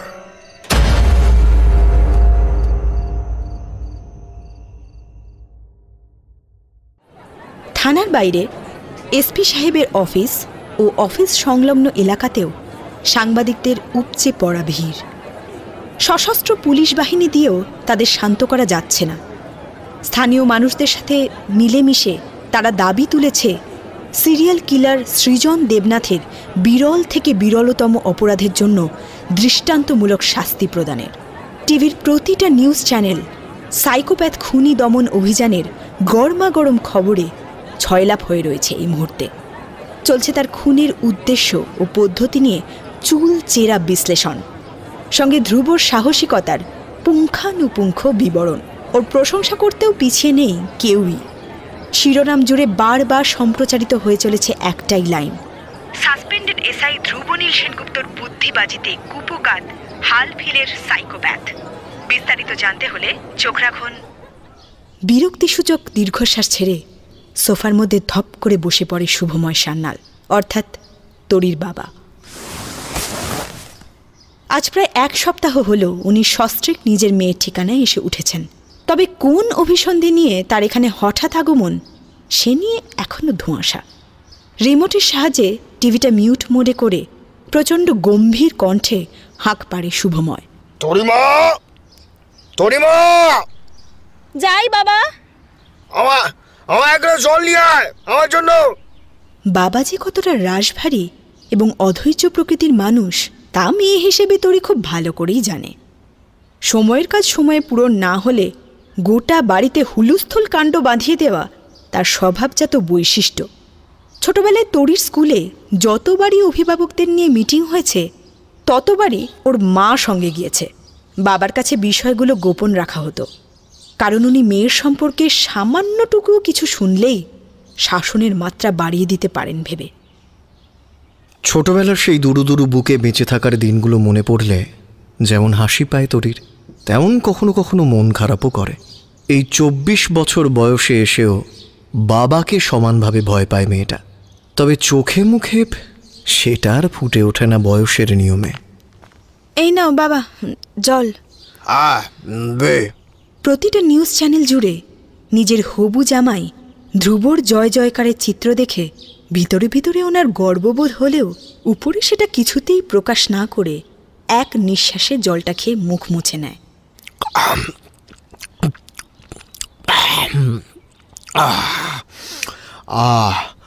তা তোর মায়ের রান্না কত দূর? গাদা খানিক রেসিপি নিয়ে তো বসেছে দেখলাম। আজকের মধ্যে শেষ হবে কি? আর সময় খাবার জুটবে? ওহ, 1টা বাজতে চললো না, তুমি তো আবার 1টার মধ্যে খেয়ে নাও। আচ্ছা ঠিক আছে, আমি বরং মাকে বলছি যা হয়েছে তাই দিয়ে দিতে। না থাক। কেন বাবা? কারণ আমি এখন খাবো না। কিন্তু কেন? সে আসুক আগে, সে এলে আমি তার সঙ্গে এক টেবিলে বসে খাবো, বুঝেছিস? প্রায় 10 বছর ধরে প্রেম করা সত্ত্বেও তরির মধ্যে থেকে সলজ্জ ভাবটা আর গেল না। আজও বাবার ইঙ্গিতপূর্ণ কথার অর্থে ধ্রুবর নাম খুঁজে পেয়ে ওর গাল দুটো লজ্জায় লাল হয়ে যায়। ও ঠিক আছে। তো তিনি কি দুপুর 2টোর মধ্যে বাড়িতে পা রাখবেন? রকম সমম দেখে তো মনে হয় না। কোথায় আছে, কি করছে, সেই বিষয়ে কিছু কি জানিয়েছে তোকে? না মানে আসলে ওর সঙ্গে আমার সেই সকালে কথা হয়েছিল বাবা। তখনও ইন্টারোগেশন রুমে যাচ্ছিল বলে এখানে আসবার রিমাইন্ডারটুকু দিয়েই ফোনটা রেখে দিতে হয়েছিল, আর তো কথা হয়নি। ও এই ব্যাপার। তা বেশ ঠিক আছে। ব্যস্ত মানুষ, এদের কি আর ঘন্টা মিনিটের হিসেব থাকে? খাকি কাচতে কাচতে আর বন্দুকের ভার বইতে বইতে জীবন কেটে যায়। বই করে আমি তোকে বলেছিলাম এমন ছেলের সঙ্গে মেলামেশা করার কোনো দরকার নেই, কিন্তু তুই শুনলে তো। এটা একদম ঠিক কথা নয় বাবা। ও পুলিশে চাকরি পাওয়ার পর মোটেও আমার সাথে ওর সম্পর্ক তৈরি হয়নি, বরং তার অনেক আগেই তৈরি হয়ে গিয়েছিল, আর তখনও বেকার ছিল। আর অত কথা শুনে আমার কাজ নেই। তিনি আমার সামনে দুটোর মধ্যে এসে হাজির হতে পারবে কি পারবে না এইটা কনফার্ম হয়ে জানাও, কারণ আমার খাওয়ার সময় দাম আছে। বেশ ঠিক আছে, তুমি একটু ওয়েট করো বাবা, আমি এখনই ফোন করছি। ফোন করছি। শুভময় বিরক্তিতে গড়গড় করছে, যেটা ঘরের অন্য পাশে গিয়েও তরি শুনতে পাচ্ছে। সময়ানুবর্তী বাবার ধৈর্যচ্যুতি ঘটার আগেই ও ধ্রুবকে ফোন করে। রিং বাজতে বাজতে প্রায় শেষ মুহূর্তে গিয়ে ফোনটা কানে তোলে ধ্রুব। যতক্ষণ রিং হচ্ছিল ততক্ষণ তরির উৎকণ্ঠার শেষ ছিল না। ইন্টারোগেশন রুম থেকে বেরিয়ে সবেমাত্র একটা সিগারেট ধরিয়েছিল ধ্রুব। তখনই ওকে মিডিয়া থেকে আরম্ভ করে থানার বাকি কর্মকর্তারাও মৌমাছির মতো ছেঁকে ধরে। ফুল ছড়াছড়ি, সংবর্ধনা, হাততালির মাধ্যমে বাহবাদান কোনোটা বাকি রাখেনি। উল্লাস আনন্দের এত আওয়াজের জন্য ধ্রুব ফোনের রিংটোন শুনতে পায়নি প্রথমে, তবে শেষ বেলায় হুঁশ ফিরলে ও ফোনটা কোনো মতে হাতড়ে বের করেই আগে কানে তোলে। একবার দেখারও সময় পায় না কলটা কার তরফ থেকে এসেছে। হ্যালো হ্যালো কাকে বলছো তুমি? হ্যাঁ, কাকে হ্যালো বলছো? এখন তোমার হ্যালো বলার সময়? সরি তুমি, আমি তো মহিলা কণ্ঠ শুনে প্রথমে ভয়ই পেয়ে গিয়েছিলাম, তারপর ভর দুপুরে এমন ঝাঁঝালো গলায় আক্রমণ। একদমই আর কি করবে না তুমি, এখানে আমার সবকিছু ভেস্তে যেতে বসেছে আর তুমি ওখানে দাঁড়িয়ে দাঁড়িয়ে মজা করছো। আচ্ছা একটু সহজভাবে বলবে কি হয়েছে? জানো না বুঝি কি হয়েছে? আরে ছাড়ছো কেন তোর? এই কোথায় ভাবলাম আমি আগেকার দিনের রাজা মহারাজাদের মতো যুদ্ধ জিতে এসেছি বলে আমার ধর্মপত্নী রাজ তিলক কেটে আমাকে বরণ করবে, কিন্তু এখন তো দেখছি তিনি খড়গ হাতে দাঁড়িয়ে আছেন। এরম করলে চলে? হ্যাঁ, আমি তোমার গার্লফ্রেন্ড, এখনো স্ত্রী হইনি। এসে হয়ে যাবে। আর তোমার যা মতিগতির ছিঁড়ি, তাতে ধর্মপত্নী হওয়ার আগেই না ধর্মরাজ এসে তুলে নিয়ে যায় আমাকে। এরকম কেন বলছিস? এরকম কারণ বিয়ের আগে তুমি মরে যেও না তুই, তাহলে আবার কি হবে? করো না তুমি। বিয়েটা যদি করতে চাও তাহলে দুটোর মধ্যে আমার বাড়ির চৌকাঠে এসে পা রাখো। কেন কেন আসতে বলেছি সেটা আশা করি মনে পড়েছে। ও হ্যাঁ হ্যাঁ হ্যাঁ, মনে পড়েছে তো, মনে পড়েছে। আজই তো আসলে শ্বশুরমশাইয়ের সঙ্গে বোঝাপড়া করবার দিন, তাই না? তুমি একদম চিন্তা করো না তুই, আমি ঠিক কাঁটায় একেবারে দুটো বাজলে একদম একদম দুটো বাজে চলে যাবো। হ্যাঁ, পাক্কা? হ্যাঁ বেশ, দেখা যাক তুমি কতটা কথা রাখতে পারো। রাখলাম, সাবধানে আসবে। তোরই ফোন রাখার পর ধ্রুবর ঠোঁটে সামান্য হাসি খেলে যায়। ওর জীবনটা কিছুদিন আগেই ঘোর অন্ধকারে ডুবে গিয়েছিল, অথচ আজকে হঠাৎ করে কেমন যেন সব অন্ধকার কেটে গিয়ে আলোর রোশনাইতে ভরে গেছে চারদিক। ভয়ঙ্কর খুনিকে বুদ্ধির জোরে হেফাজতে নেওয়ার পর থেকে প্রশাসনের নজরে ওর দাম অনেক বেড়ে গিয়েছে। ধ্রুবকে পরিকল্পনা মাফিক ফাঁসিয়ে সাসপেনশনের তকমা লাগিয়ে দেওয়া সেই গুলিবিদ্ধ ছেলেটিও মেয়াদ ফুরোনোর আগেই সব সত্যি স্বীকার করে নেওয়ায় ধ্রুবকে সসম্মানে কাজে ফিরিয়ে আনার ব্যবস্থা অতি সত্বর শুরু করে দিয়েছে ডিপার্টমেন্ট। সবটাই কেমন যেন মিরাকলের মতো মনে হচ্ছে ওর। ও একবার আকাশের দিকে তাকায়, ভগবানকে মনে মনে প্রণাম জানিয়ে রওনা দেয় ব্যক্তিগত জীবন গোছানোর উদ্দেশ্যে তরির বাড়ির পথে।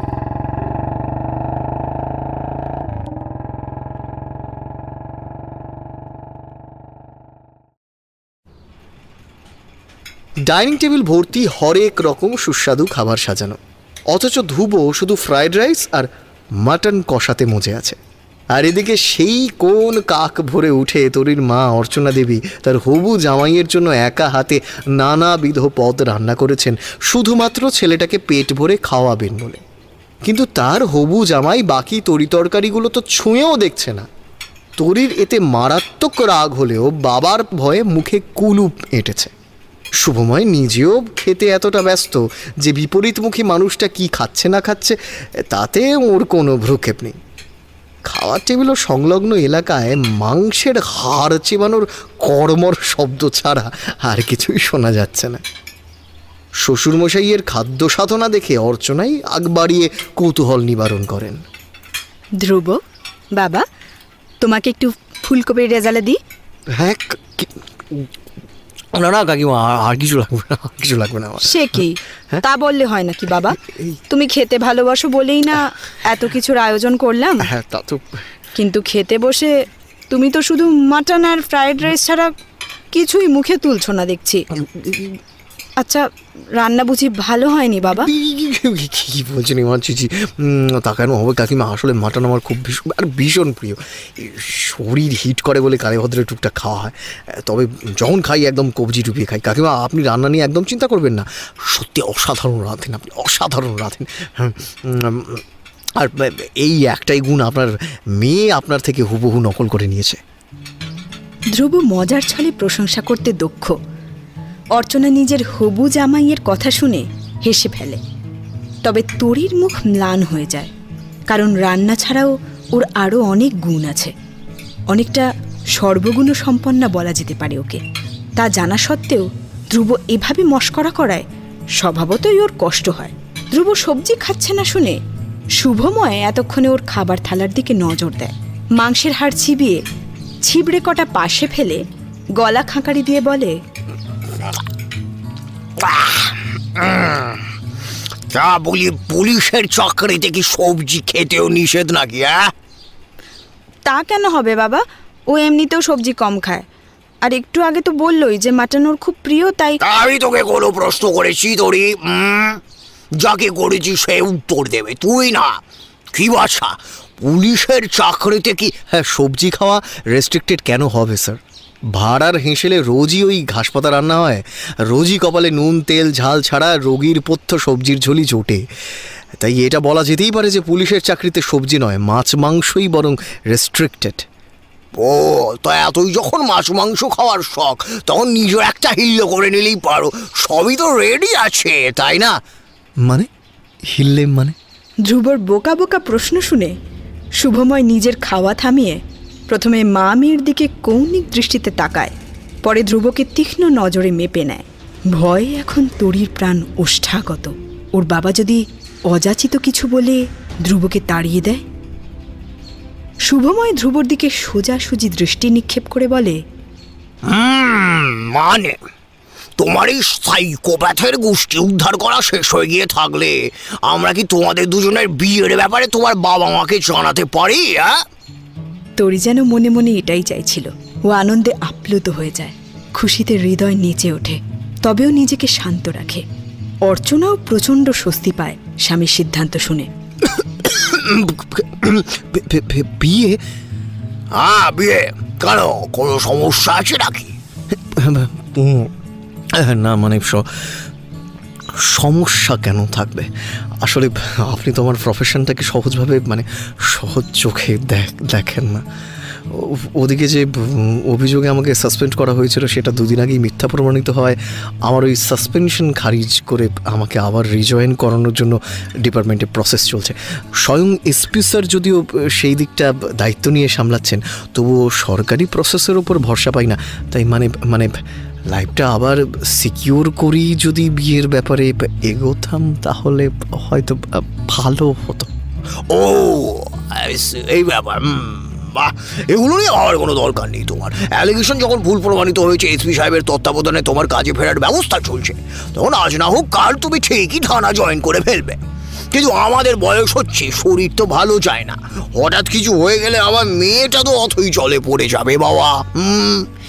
বাবা এরকম বলো না। না তোরে আমাকে বলতে দাও, তুমি খাওয়ার সময় আর কথা বলার সময় আমাকে ডিস্টার্ব করবে না একদম। তোমাকে এই ছেলেটার হাতে তুলে দিতে পারলে আমি সত্যিই নিশ্চিন্ত হব। জানবো আমি আর তোর মায়ের অবর্তমানে তোকে কোনো অভিভাবকের অভাব বোধ করতে হবে না। আরে কাকু প্লিজ, আপনি এভাবে বলবেন না। আপনাদের এখন নতুনভাবে বাঁচার বয়স, পৃথিবীর মায়া কাটানোর নয়। এসব কথা বলবেন না। আপনাদের যদি আমার রিজয়েনিং নিয়ে কোনো সমস্যা না থাকে তাহলে অন গড বলছি, আমারও কোনো প্রবলেম নেই তরিকে বিয়ে করতে। আফটার অল সত্যিই এখন তরি আমাকে দরকার।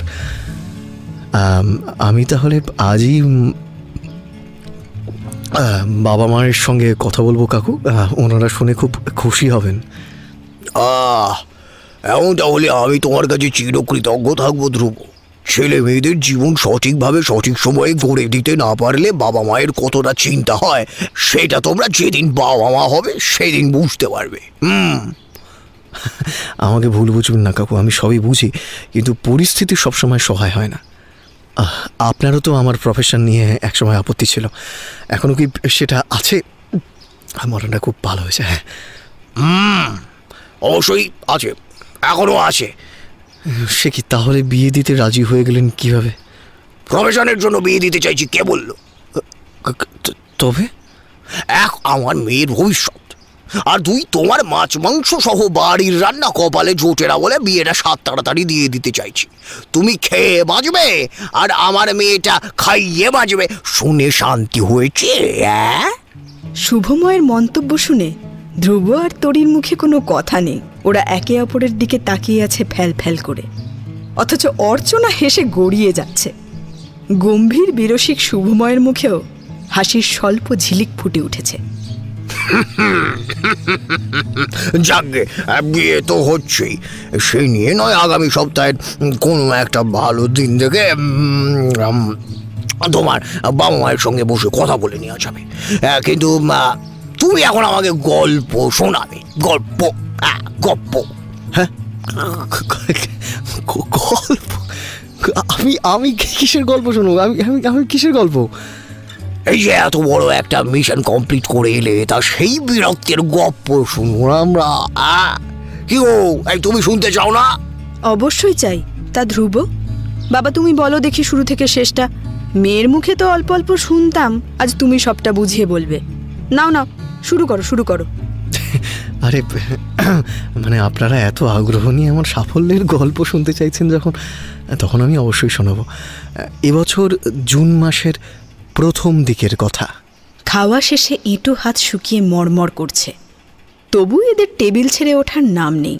এতটাই গল্পে মগ্ন সকলে। যদিও কাহিনী বর্ণনা বেশ কিছুক্ষণ আগেই শেষ হয়ে গিয়েছে, তবে সব শেষে এখন একটা বিমর্ষ নিস্তব্ধতার রেশ বিরাজ করছে।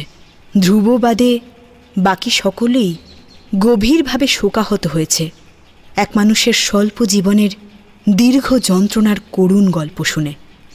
তরি এবং অর্চনা চুপচাপ দীর্ঘশ্বাস ফেললেও শুভময়ের মাথায় কিছু অমীমাংসিত প্রশ্ন ঘুরপাক খেতে থাকলে ও নিজে থেকে জিজ্ঞাসা করে,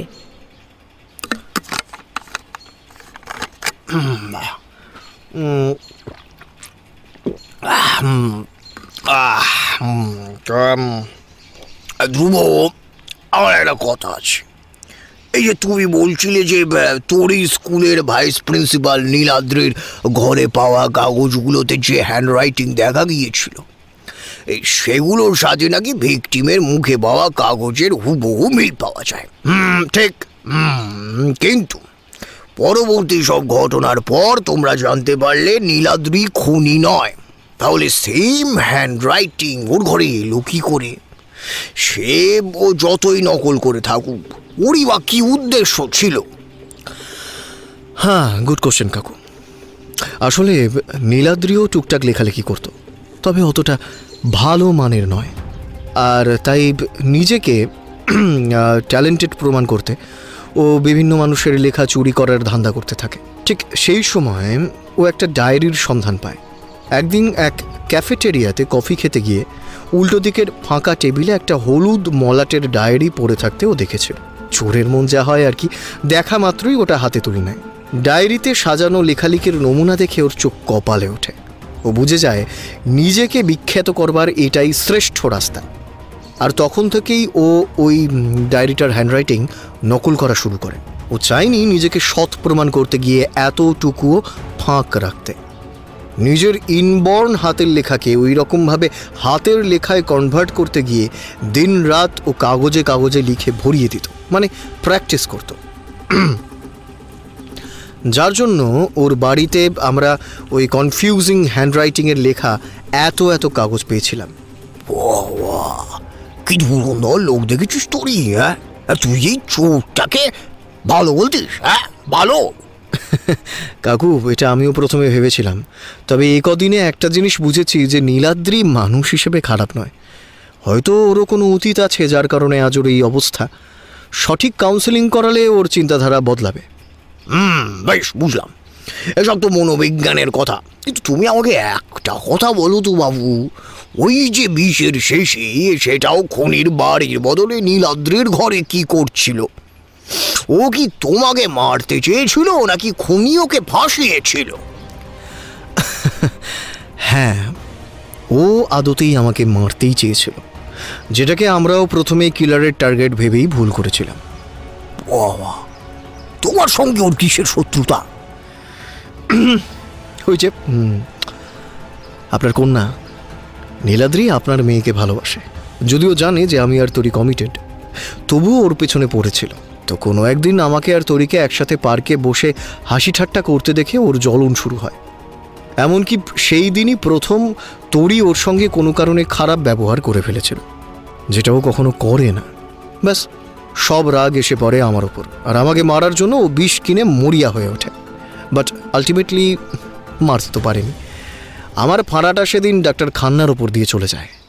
আই এম সরি ধ্রুব, আমার ভালো মানুষের জন্যই এত বড় একটা দুর্ঘটনা ঘটে গেছে। তুমি ডক্টর খান্নার মতো অভিভাবককে হারিয়ে ফেললে। তাছাড়া সেদিন উনি না থাকলে তো ওনার জায়গায় তুমিই থাকতে, আর সেটা বড্ড গিল্টি ফিল হয়। আরে ভাবলে বুক কাঁপে আমার। ইটস ওকে তরি, it's okay, it's okay, it's okay. হয়তো তোমার কোনো দোষ ছিল না। কি করতে তুমি? মানুষের মনটা একটা জটিল ধাঁধার মতো, সহজে বোঝা যায় না কি আছে তার ভিতরে। বাদ দাও ওসব পুরনো কথা। হ্যাঁ, তো কাকু, আপনি আর কি জানতে চান? আর কিছু তো জানার নেই, ব্যাস এই দুটো জায়গাতেই প্রশ্ন জেগেছিল। তা তুমি বেশ ভালোভাবেই সব ক্লিয়ার করে দিলে। দেখো এবার আইন এই সাইকোকে কি শাস্তি দেয়। তবে ওই অমলেন্দু ছেলেটি কেমন আছে? অমলেন্দু, হ্যাঁ, ওই ছেলেটি কেমন আছে? ভালোই আছে, জ্ঞান ফিরেছে। পালস রেট স্লো চলছিল, সেটাও ট্রিটমেন্টে সাড়া দিচ্ছে, মানে আস্তে আস্তে নর্মাল হচ্ছে আর কি। তবে একটু ওই ট্রমাটাইজড হয়ে আছে, আশা করছি খুব তাড়াতাড়ি সেটাও কেটে যাবে। সব ভালো হলেই ভালো। যাকে এবার উঠিয়ে হাত ধুতে হবে, তোমরা কথা বলো। হ্যাঁ, আমিও যাই, বাকি খাবারগুলো ফ্রিজে তুলে রাখি। ধ্রুব বাবা, তুমি বরং হাত ধুয়ে তরির সঙ্গে একটু ছাদে যাও, হালকা রোদ এসেছে, গায়ে মাখলে শরীরটা তাজা লাগবে। হ্যাঁ নিশ্চয়ই কাকিমা। শুভময় ও অর্চনা দুজনেই ছেলে মেয়ে দুটিকে একান্ত যাপন করতে দিয়ে যে যার কাজে চলে যায়। ধ্রুব হাত ধুয়ে নিয়ে তরির সঙ্গে পায়ে পায়ে হেঁটে ছাদে চলে আসে। এখানে পড়ন্ত বিকেলের মোলায়েম আলোর সঙ্গে রোদের নরম ওম এসে গায়ে হাত বুলিয়ে যাচ্ছে। ছাদের মেঝেতে মাদুর পেতে বসে আছে তরি, কার্নিশ জুড়ে রকমারি রঙিন ফুলের সমাহার। সবকটা ফুল ওর হাতেই তৈরি। তরির কোলে ক্লান্ত মাথাটা রেখে চোখ বন্ধ করে শোয় ধ্রুব। মাথার উপর সুবিশাল নীল আকাশে ঘোলাটে মেঘেরা বিচরণ করে বেড়াচ্ছে। বহুদিন পর যেন সব আঁধার কেটে গিয়ে এক মুঠো আলো দমকা হাওয়ার মতো এসে প্রবেশ করছে ওদের জীবনে। পরম শান্তিতে তরির আঙুলে চুম্বন করে ধ্রুব।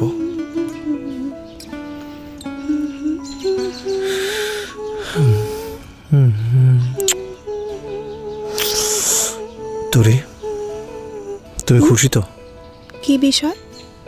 এই যে আমাদের বিয়ে শেষ পর্যন্ত ঠিক হয়ে গেল, সেই বিষয়। এখনো কিচ্ছু ঠিক হয়নি ধ্রুব। একটা বিয়ের কত প্রসেস থাকে তোমার জানা আছে? দুই বাড়ির মধ্যে কথাবার্তা হবে, তারপর পাকা কথা, তারপর পাকা দেখা, তারপর আমার মাথা। আমি অত কিছু জানি না, বুঝিও না, আর জানতে চাইও না। তোমার বাবা যখন আমাকে সহজভাবে মেনে নিয়েছেন আর আমিও বিয়ের মর্ম বুঝে গেছি, তখন আমাদের চার হাত এক হতে আর কে আটকায় বলো তো? চুপ করো, বাবা মোটেই তোমায় সহজে মেনে নেয়নি, বুঝেছো? এই যে এত বড় একটা অভিযান শেষে ঝোলা ভরা জয় জয়কার নিয়ে বাড়ি এসেছো, সেই জন্যই বাবা মেনে নিয়েছে। আর সে যাই হোক, কথাটা হচ্ছে তর্ক বিতর্ক মিটে গেছে, এই ঢের। তুমি যখন প্রথমে এই কেসটা পেলে তখন আমার বিশাল রাগ হয়েছিল জানো, কিন্তু কে জানতো বলো, এই কেসটার জন্যেই তোমার প্রতি আমার বাবার একটা সফট কর্নার তৈরি হয়ে যাবে। ইজিলি তোমাকে তোমার প্রফেশন সমেত অ্যাকসেপ্ট করে নেবে। তাই বুঝি? শ্বশুরমশাইয়ের আমার প্রতি সফট কর্নার জমে গেল না। এদিকে যার সাথে বিয়ে হবে সে আদৌ আমায় ভালোবাসে কিনা সন্দেহ। ধ্রুব, তুমি প্রচন্ড মার খাবে এবার। একই তো মায়ের সামনে বলছো আমার নাকি রান্না ছাড়া আর কোনো গুণ নেই, আর এখন আমার ভালোবাসা নিয়ে সন্দেহ করছো? তোমায় না আমি আরে আরে কি কি হচ্ছে কি? আরে মারছো কেন? আরে আমি তো মজা করছিলাম তোমার সঙ্গে। মজা করাচ্ছি আমি। এই তুমি দেখছি ওই পুরি বাড়ি এই বরপেটার মধ্যে তুমি দেখছি সিদ্ধহস্ত। এই পুরুষ নির্যাতনের বিরুদ্ধে আইন আনা হোক দেশে। হ্যাঁ আমি বলছি আইন আনা হোক। বাবা কি নির্যাতন করছি আমি তোমাকে? তা হ্যাঁ, দাঁড়াও দাঁড়াও, এবার মজা দেখো তাহলে। আরে আরে পুরে বাড়ি পড়ে গেল। ও মা গো, মরে গেলাম। আরে আমি মানুষ লাগে তো নাকি? চাই মানুষ না চাই, গায়ে তোমার গন্ডারের চামড়া, তুমি নাকি মানুষ? গন্ডারের চামড়া? গন্ডারের চামড়া? এটা কি হলো ধ্রুব? হয়নি, এবার হবে। তরি আরও কয়েক ঘা দিতে যাচ্ছিল, কিন্তু ধ্রুব তখনই ওর দুটো হাত চেপে ওকে নিজের মুখের কাছে টান মেরে নামিয়ে নিয়ে আসে। তারপর হ্যাঁচকা টানে ওকে চুমু খায়। তরির কোমল ঠোঁটে ঠোঁট ডুবিয়ে উষ্ণ চুম্বনে মেতে ওঠে ধ্রুব। প্রেমিকের শক্ত ঠোঁটের স্পর্শে কেঁপে কেঁপে ওঠে তরির তৃষ্ণার্ত ঠোঁট দুটো। ওরাও ধ্রুবর ঠোঁটের হাতছানিতে সঙ্গে সঙ্গে সাড়া দিতে বাধ্য হয়। নিবিড়ভাবে একে অপরের নির্যাস শুষে নেওয়ার পর দুজনেই ঠোঁটটা মুছে নেয়। তবে চুমুর পর লজ্জা জড়ানো নেশাচ্ছন্ন অনুভূতিটা উপভোগ করার আগেই সিঁড়ির দিক থেকে পদশব্দ ভেসে আসে, আর ওরা সজাগ হয়ে চকিতে উঠে দাঁড়ায়। তরি বোঝে ওর মা ছাদে আসছে ফল মূল সাজিয়ে। গুরুজনের সামনে অপ্রস্তুত না হতে হয়, তাই ছাদের বাগানের ফুল দেখানোর অজুহাতে যতটা শীঘ্র সম্ভব ওরা ছাদের কোণায় চলে যায়। ওখানে টব ভর্তি রংবাহারি ফুলেরা মৃদু বাতাসে মাথা দোলাচ্ছিল। সলজ্জ দৃষ্টিতে ধ্রুবর দিকে তাকায় তরি, দেখে ধ্রুবর চোখে মুগ্ধতার মোহজাল আর ভালোবেসে প্রেমিকাকে নিজের করে পাওয়ার তীব্র আকাঙ্ক্ষা ছড়িয়ে পড়েছে। এখন সেদিকে বেশিক্ষণ তাকিয়ে থাকলে নিয়ন্ত্রণে থাকবে না আর কিছুই। লজ্জায় রাঙা হয়ে তরি তাই মুচকি হেসে চোখটা নামিয়ে নেয়।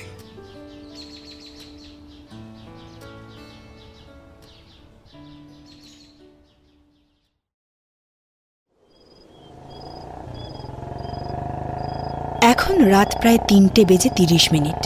স্কুল জীবনের বন্ধু তথাগতর বাড়ি থেকে ব্যাচেলার্স পার্টি সেরে হাইওয়ে ধরে একা বাইক চালিয়ে বাড়ি ফিরছে ধ্রুব। দুপুরে তরির বাড়িতে খাওয়া দাওয়ার পাশাপাশি প্রেমিকার সাথে সময় কাটানোর পর দিনের আলো থাকতে থাকতেই ও রওনা দিয়েছিল শহর থেকে কয়েক কিলোমিটার দূরের এক গন্তব্যের উদ্দেশ্যে। সারা রাত আনন্দ উৎসব করে ভোর 3টে নাগাদ পার্টি থেকে বেরিয়ে পড়ে। নিশুতি রাতের হাইওয়ে একেবারে শুনশান। গোটা কয়েক মালবাহী লরি চলাচল ছাড়া বাকি কোনো যানবাহন চোখে পড়ছে না। অনেকক্ষণ বাইক চালানোর ফলে বা কোনো যান্ত্রিক ত্রুটির কারণে হঠাৎই মাঝ রাস্তায় থেমে যায় ধ্রুবর রয়্যাল এনফিল্ডটা। গাড়ি থেকে সঙ্গে সঙ্গে নেমে পড়েও 2-4বার ধাক্কা মেরে কেরামতি ফলিয়েও যখন কোনো লাভের লাভ হয় না, তখন ও সামনের ধাবাটার দিকে এগিয়ে যায়। এত রাতেও ধাবাতে আলো জ্বলছে এবং বেশ জমজমাট ভিড়। হয়তো রাতেই এদের কারবার। ধাবায় পৌঁছে একে তাকে ধরে মেকানিকের ব্যাপারে জিজ্ঞাসাবাদ করাতে অনেকেই সঠিক উত্তর দিতে পারে না। তবে ধাবার মালিক ওকে অনিশ্চিতভাবে পাশের শহরের ভিতরে একটা ঠিকানা বলে দেয়। সেখানে ভালো মেকানিক না থাকলেও গাড়ি সারানোর দোকান আছে একখানা। বাড়িতেই ব্যবসা, তাই রাত বিরেতে ডাকাডাকি করলেও তাকে পাওয়া গেলেও পাওয়া যেতে পারে। ধ্রুব আর কথা বাড়ায় না। ওদের ধন্যবাদ জানিয়ে ধাবার ঠিক পাশেই ঢালু হয়ে নিচে নেমে যাওয়া রাস্তাটা দিয়ে ভারী বাইকটাকে ঠেলতে ঠেলতে নির্দিষ্ট ঠিকানার দিকে এগিয়ে চলে। বাইকটাকে নিয়ে ও ঠিক কতক্ষণ এভাবে হেঁটেছে তা খেয়াল ছিল না। তবে সঠিক স্থানে পৌঁছতেই ও হাঁপ ছেড়ে বাঁচে। এখন ঘড়িতে ভোর 4:05। টিনের বাড়িটার দরজায় বার কয়েক কড়াঘাত করতেই একটা রোগা পটকা ছেলে চোখ রগড়াতে রগড়াতে বেরিয়ে আসে। ঘুমে ব্যাঘাত ঘটায় সে বেজায় চটেছিল। তবে বৌনির কাস্টমারকে এই ব্রহ্ম মুহূর্তে গালি দিয়ে ফেরত পাঠাতে ওর মন চায় না। লক্ষ্মী লাভের আশায় বাইকটার চিকিৎসায় লেগে পড়ে চট জলদি। ধ্রুব সামনের একটা দেয়াল লাগোয়া বেঞ্চে বসে পড়ে। ছেলেটিকে চায়ের দোকানের কথা জিজ্ঞেস করলে সে বলে, এই ভোর রাতে আপনি চা কেন, এক গ্লাস জলও পাবেন না। তার জায়গায় আমার মতো মেকানিককে পেয়ে গেছেন, আপনার পরম সৌভাগ্য। বসুন একটু ধৈর্য ধরে, হাতের কাজ করা শেষ করে আমি আপনাকে নয় চা বানিয়ে এনে খাওয়াবো। হ্যাঁ বেশ বেশ, ঠিক আছে। তা তোমাদের এই জায়গার নাম কি? চারপাশটা বড্ড সতেজ লাগছে, কলকাতার কাছাকাছি, অথচ বেশ দূষণমুক্ত। যদিও এখন ভোরবেলা প্রায়, সেটাও একটা ব্যাপার। এ জায়গা হলো গিয়ে মফস্বল এলাকা। আমাদের শহরের নাম ভুবনডাঙ্গা, শুনেছেন তো আগে? হ্যাঁ, কী নাম বললে? ভুবনডাঙ্গা, চেনেন নাকি? হ্যাঁ, না মানে নাম শুনেছি, তবে এটাই যে সেই শহর সেটা জানতাম না, এখন তোমার মুখ থেকে জানলাম। হ্যাঁ তা ভালো।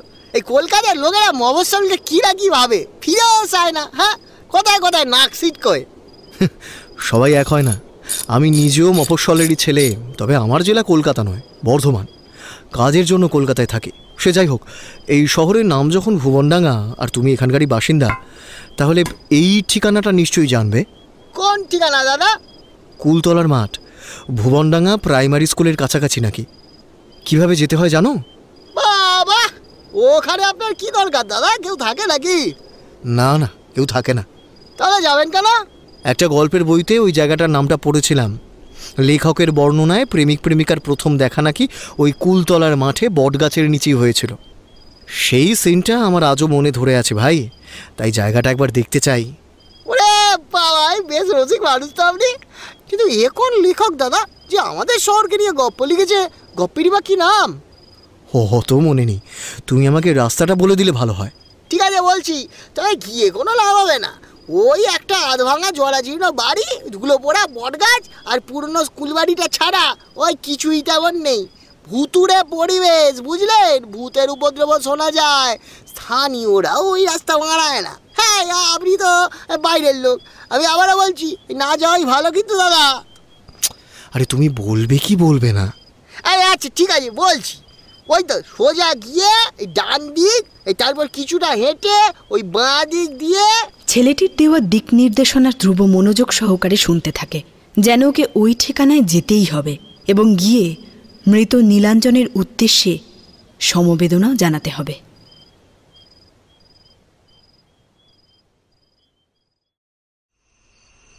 দম পচা বন্ধ ঘরটার মধ্যে, যেখানে আলো বাতাস চলাচলের ফাঁক ফোকরটুকুও নেই, সেখানে দিনরাত্রির হিসেব রাখা বেজায় কঠিন। ঘুটঘুটে অন্ধকারাচ্ছন্ন ঘরের ভিতরে টিমটিমে হলুদ আলো জ্বলছে নামমাত্র। আদতে কোনো জৌলুস নেই। মাঝখানে একটা পালিশ চটা খাট রয়েছে। মশারি টাঙানো ঘুণ ধরা ওই খাটটার ভিতরে আবার লেপতোষকের পোঁটলা ডাঁই করে রাখা। ঘরে আসবাবপত্র বলতে ভাঙাচোরা আলমারি আর জোড়াতালি মারা ড্রেসিং টেবিল ছাড়া অন্য সব কিছুই যেন ব্রাত্য। এই মুহূর্ত পর্যন্ত সব কিছুই ঠিকঠাক ছিল। ঘরটার অবস্থা আস্তা কুঁড়ের চেয়েও শোচনীয় হলেও সেটা ছিল স্বাভাবিক ব্যাপার, যতক্ষণ না এখানে এক বৃদ্ধ ব্যক্তির আবির্ভাব ঘটল। ফতুয়ার মতো পোশাক পরে থাকা বৃদ্ধ একটু আগে অবধিও লাঠি নিয়ে হাঁটছিল। ভাবছিল এমন যেন লাঠি ছাড়া সে অসহায়, কিন্তু এখন তার শরীরের ভার আর লাঠির উপর নেই। চোখে মুখেও নেই সেই অসহায়ত্বের লেশমাত্র আভাস। দৈহিক শক্তি যেন আচমকাই পূর্ণবয়স্ক মানুষের শক্তির মতো অধিক হয়ে গিয়েছে।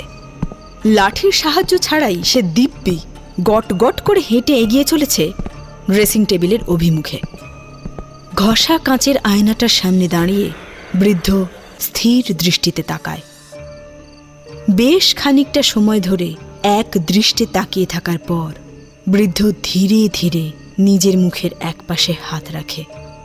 চোখের চাহনি এখন ঠান্ডা। কিছু বুঝে ওঠার আগেই এক টানে খুলে ফেলে কৃত্রিম চামড়ার পরত।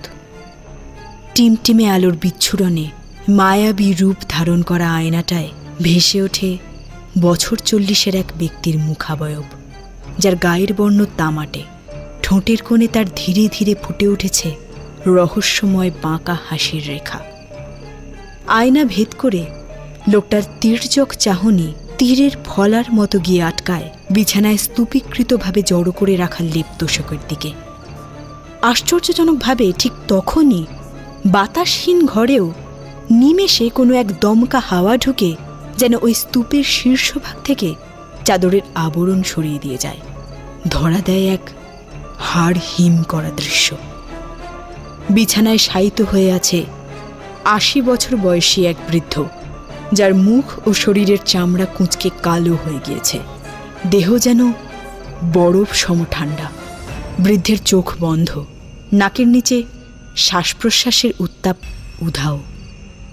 তবে কি ব্যক্তিটি মৃত? বছর ৪০-এর মানুষটি সেদিকে তাকে অট্ট হাসিতে ফেটে পড়ে।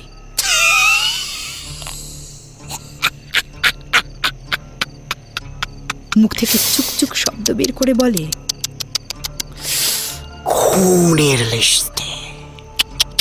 খুনের লিস্টে নিজের নামটা শুধু শুধু তুলে ফেললেন ধনঞ্জয় স্যার। আপনার তো এত তাড়াতাড়ি মরার কথা ছিল না, অন্তত ৯০ ক্রস করাই যেত। কি বলেন?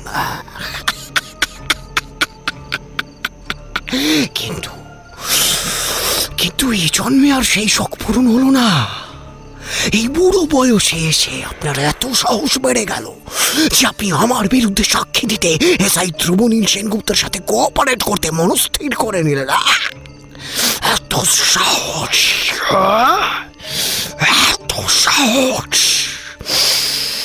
But you are so fool, my dear sir. You are so fool. আমাকে ধরা যে এতটাও সহজ না, কারণ আমি নিজে জলজ্যান্ত প্রহেলিকা, মানে ধাঁধা। পৃথিবীতে সব ধাঁধার সমাধান করা যায় না, যাবেও না। জানি আমার অতিরিক্ত গাল গল্প শুনে ওরা আমার ভাইকে তুলে নিয়ে গিয়ে তামাশা বানাচ্ছে। তা বানাক যতদিন পারে।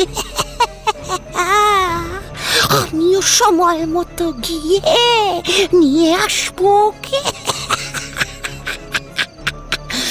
তারপর ঠিকানা বদলাবো, নতুন বাসা খুঁজবো, নতুন ভাবে সব শুরু করবো। আবার রক্ত, আবার খুন, আবার শান্তি।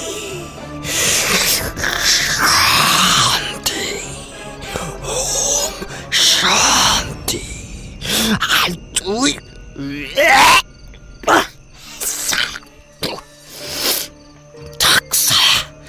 এখানেই গলে পৌঁছে মিশে থাক তোর লাশ।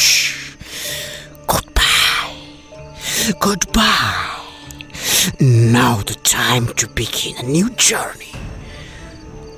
A new game. A complete new game.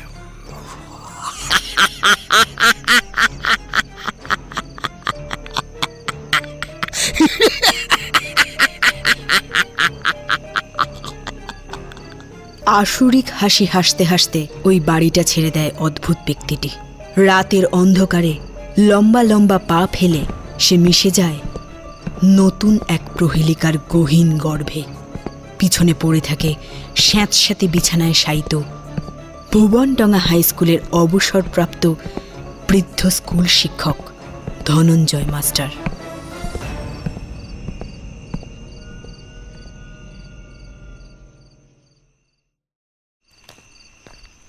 হাঁটতে হাঁটতে ধ্রুব যখন ভুবনডাঙ্গা প্রাইমারি স্কুলের সামনে আসে, তখন ঘড়িতে কাঁটায় কাঁটায় 4:30 বাজছে। ভোরের আলো ফুটতে আর ঘণ্টাখানেক মতো বাকি। স্কুল বাড়ির গা ঘেঁষা মাঠটাই কুলতলার মাঠ। অনেক বছর আগে এখানে এই বট গাছটার পাশাপাশি অনেক কুল গাছও ছিল, যে কারণে এইরূপ নামকরণ। পরবর্তীতে কুল গাছগুলো কালের নিয়মে নষ্ট হয়ে গেলেও বট গাছটা রয়ে গিয়েছে। মাঠের মাঝখান দিয়ে আরও বেশ খানিকটা হাঁটার পর একদম শেষ প্রান্তে একটি জরাজীর্ণ একতলা বাড়ি দেখতে পায় ধ্রুব। হালকা অন্ধকারেও স্পষ্ট দেখা যাচ্ছে, বোঝা যাচ্ছে বাড়িটার হাড় জিরজিরে দশা। কত বছর এখানে মানুষের পদধূলি পড়েনি। চারপাশে মাকড়সার জালে মোড়া। ধুলো আর ঝুলকালির মোটা আস্তরণ ফুসফুসে সংক্রমণ সৃষ্টি করার জন্য যথেষ্ট। ভগ্নপ্রায় বাড়িটির বড় উঠোন পেরিয়ে প্রথমেই যে তালাবন্ধ ঘরটি দেখা যায়, সেটারই সামনাসামনি গিয়ে দাঁড়ায় ধ্রুব। লোহার তালায় মরচে পড়েছে, সাথে পিঁপড়ে মাটি তুলে বাসা বেঁধেছে। একটা ইঁট তুলে কয়েক ঘা দিতেই তালা ভেঙে ফেলতে সক্ষম হয়। দরজার পাল্লায় ঠেলা মারতে তা শব্দ করে খুলে যায়। দরজা খোলা মাত্রই একটা অতি পুরনো ভ্যাপসা জাতীয় হিমেল হাওয়ার স্রোত যেন ছুটে এসে ঝাপটা মারে ধ্রুবর চোখে মুখে।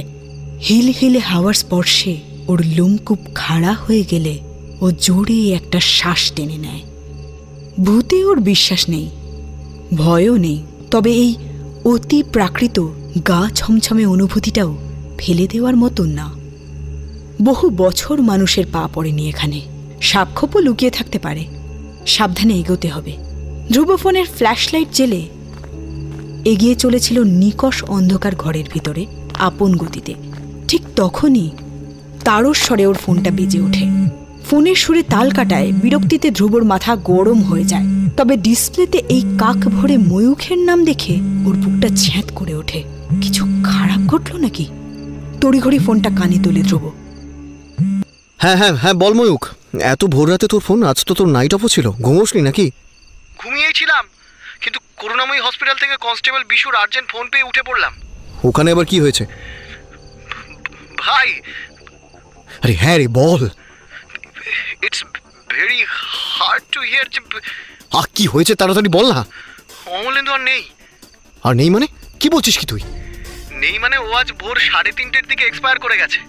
ডক্টর প্রাইমারি ভাবে চেক করে বলেছেন হার্ট অ্যাটাক, বাট তবুও পোস্টমর্টেম করতে দেওয়া হয়েছে। অটোপসি না হলে ক্লিয়ার করে কিছু বলা যাচ্ছে না। What the hell you are speaking? ভাই তুই হুঁশে আছিস তো? এই মাল ফালটালে হ্যাজাচ্ছিস না তো? মজা মারছিস না তো? আরে না না, এগুলোর মধ্যে কোনোটাই আমি করছি না।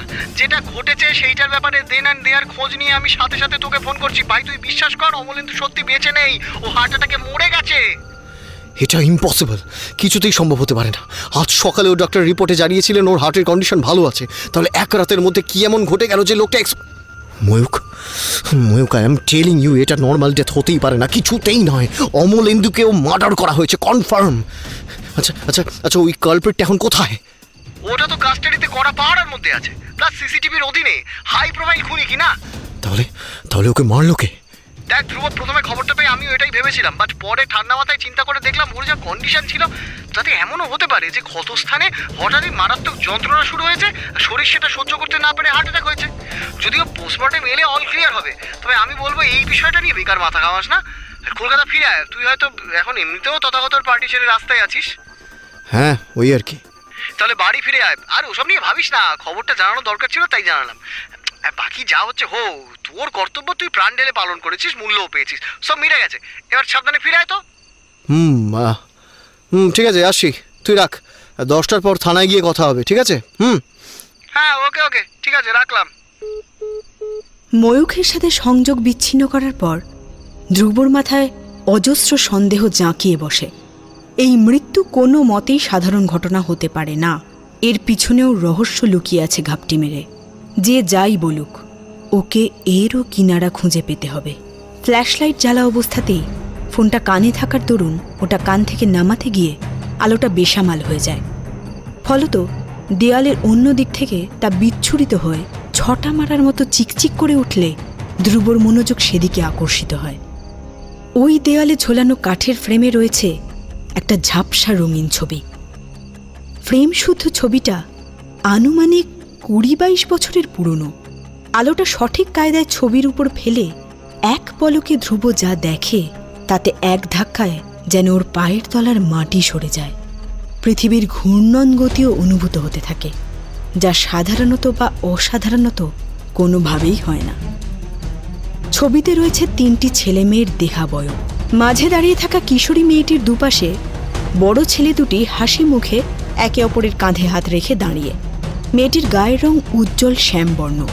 মাঝারি উচ্চতার কিশোর ছেলেটি টুকটুকে ফর্সা, তবে নির্দিষ্টভাবে তারই মুখে এতটা আঠালো ধুলো পড়েছে যে মুখটা স্পষ্ট বোঝা দায়। আর বড় ছেলেটির চামড়ার রং বেশ তামাটে। মেয়েটির মুখটা বড্ড চেনা চেনা লাগে ধ্রুবর। অনেকক্ষণ ধরে ভাবার পর ওর মনে পড়ে এই কিশোরী মুখের আদলে তৈরি একটা প্রাপ্তবয়স্ক মুখের ছবি ও ধনঞ্জয়ের অপরিচ্ছন্ন ঘরের ছোট্ট টেবিলটার উপর দেখেছিল। যাকে দেখিয়ে বৃদ্ধ বলেছিল সে ওর নাতনি হয়, নাম এমিলি। কিন্তু এর ছবি এখানে কি করছে? আরও কিছুটা গভীর পর্যবেক্ষণের পর ধ্রুবর দৃষ্টিতে ধরা পড়ে তামাটে গাত্রবর্ণের ছেলেটির গলায় থাকা লালচে জন্ম দাগটা, ঠিক যেরকম দাগ ও বৃদ্ধ ধনঞ্জয়ের গলায় দেখেছিল, এবং গরম জল পড়ে পুড়ে গেছে ভেবে পোড়া দাগটার শুশ্রূষা করেছিল। এই দাগও যে হুবহু সেই রকমই, এমনকি ছেলেটির মুখের দিকে তাকিয়েও যেন ধনঞ্জয়ের তরুণ বেলার মুখচ্ছবি অনায়াসে কল্পনা করা যাচ্ছে। কিন্তু ৮০ বছরের বৃদ্ধর ছবি ২০-২২ বছর আগে তোলা হলে তা ৫৮ অথবা ৬০ বর্ষীয় প্রৌঢ়ীর মতো লাগার কথা। সে জায়গায় ১৮ বছর বয়সী তরুণের মতো দেখতে লাগছে কেন? তাহলে এ ছবি আদতে কার? ধনঞ্জয়ই বা আসলে কে? সহস্র প্রশ্নের আঘাতে আহত ধ্রুব টলতে টলতে বাইরে বেরিয়ে আসে। ভোরের আলো ফুটতে শুরু করেছে, চারদিক আলোকিত হচ্ছে ক্রমে। মাঠের মাঝে হাঁটু গেড়ে ধপ করে বসে পড়ে যুদ্ধ বিধ্বস্ত ধ্রুব। মাথা উঁচু করে আকাশের দিকে চেয়ে থাকে নিষ্পলকে।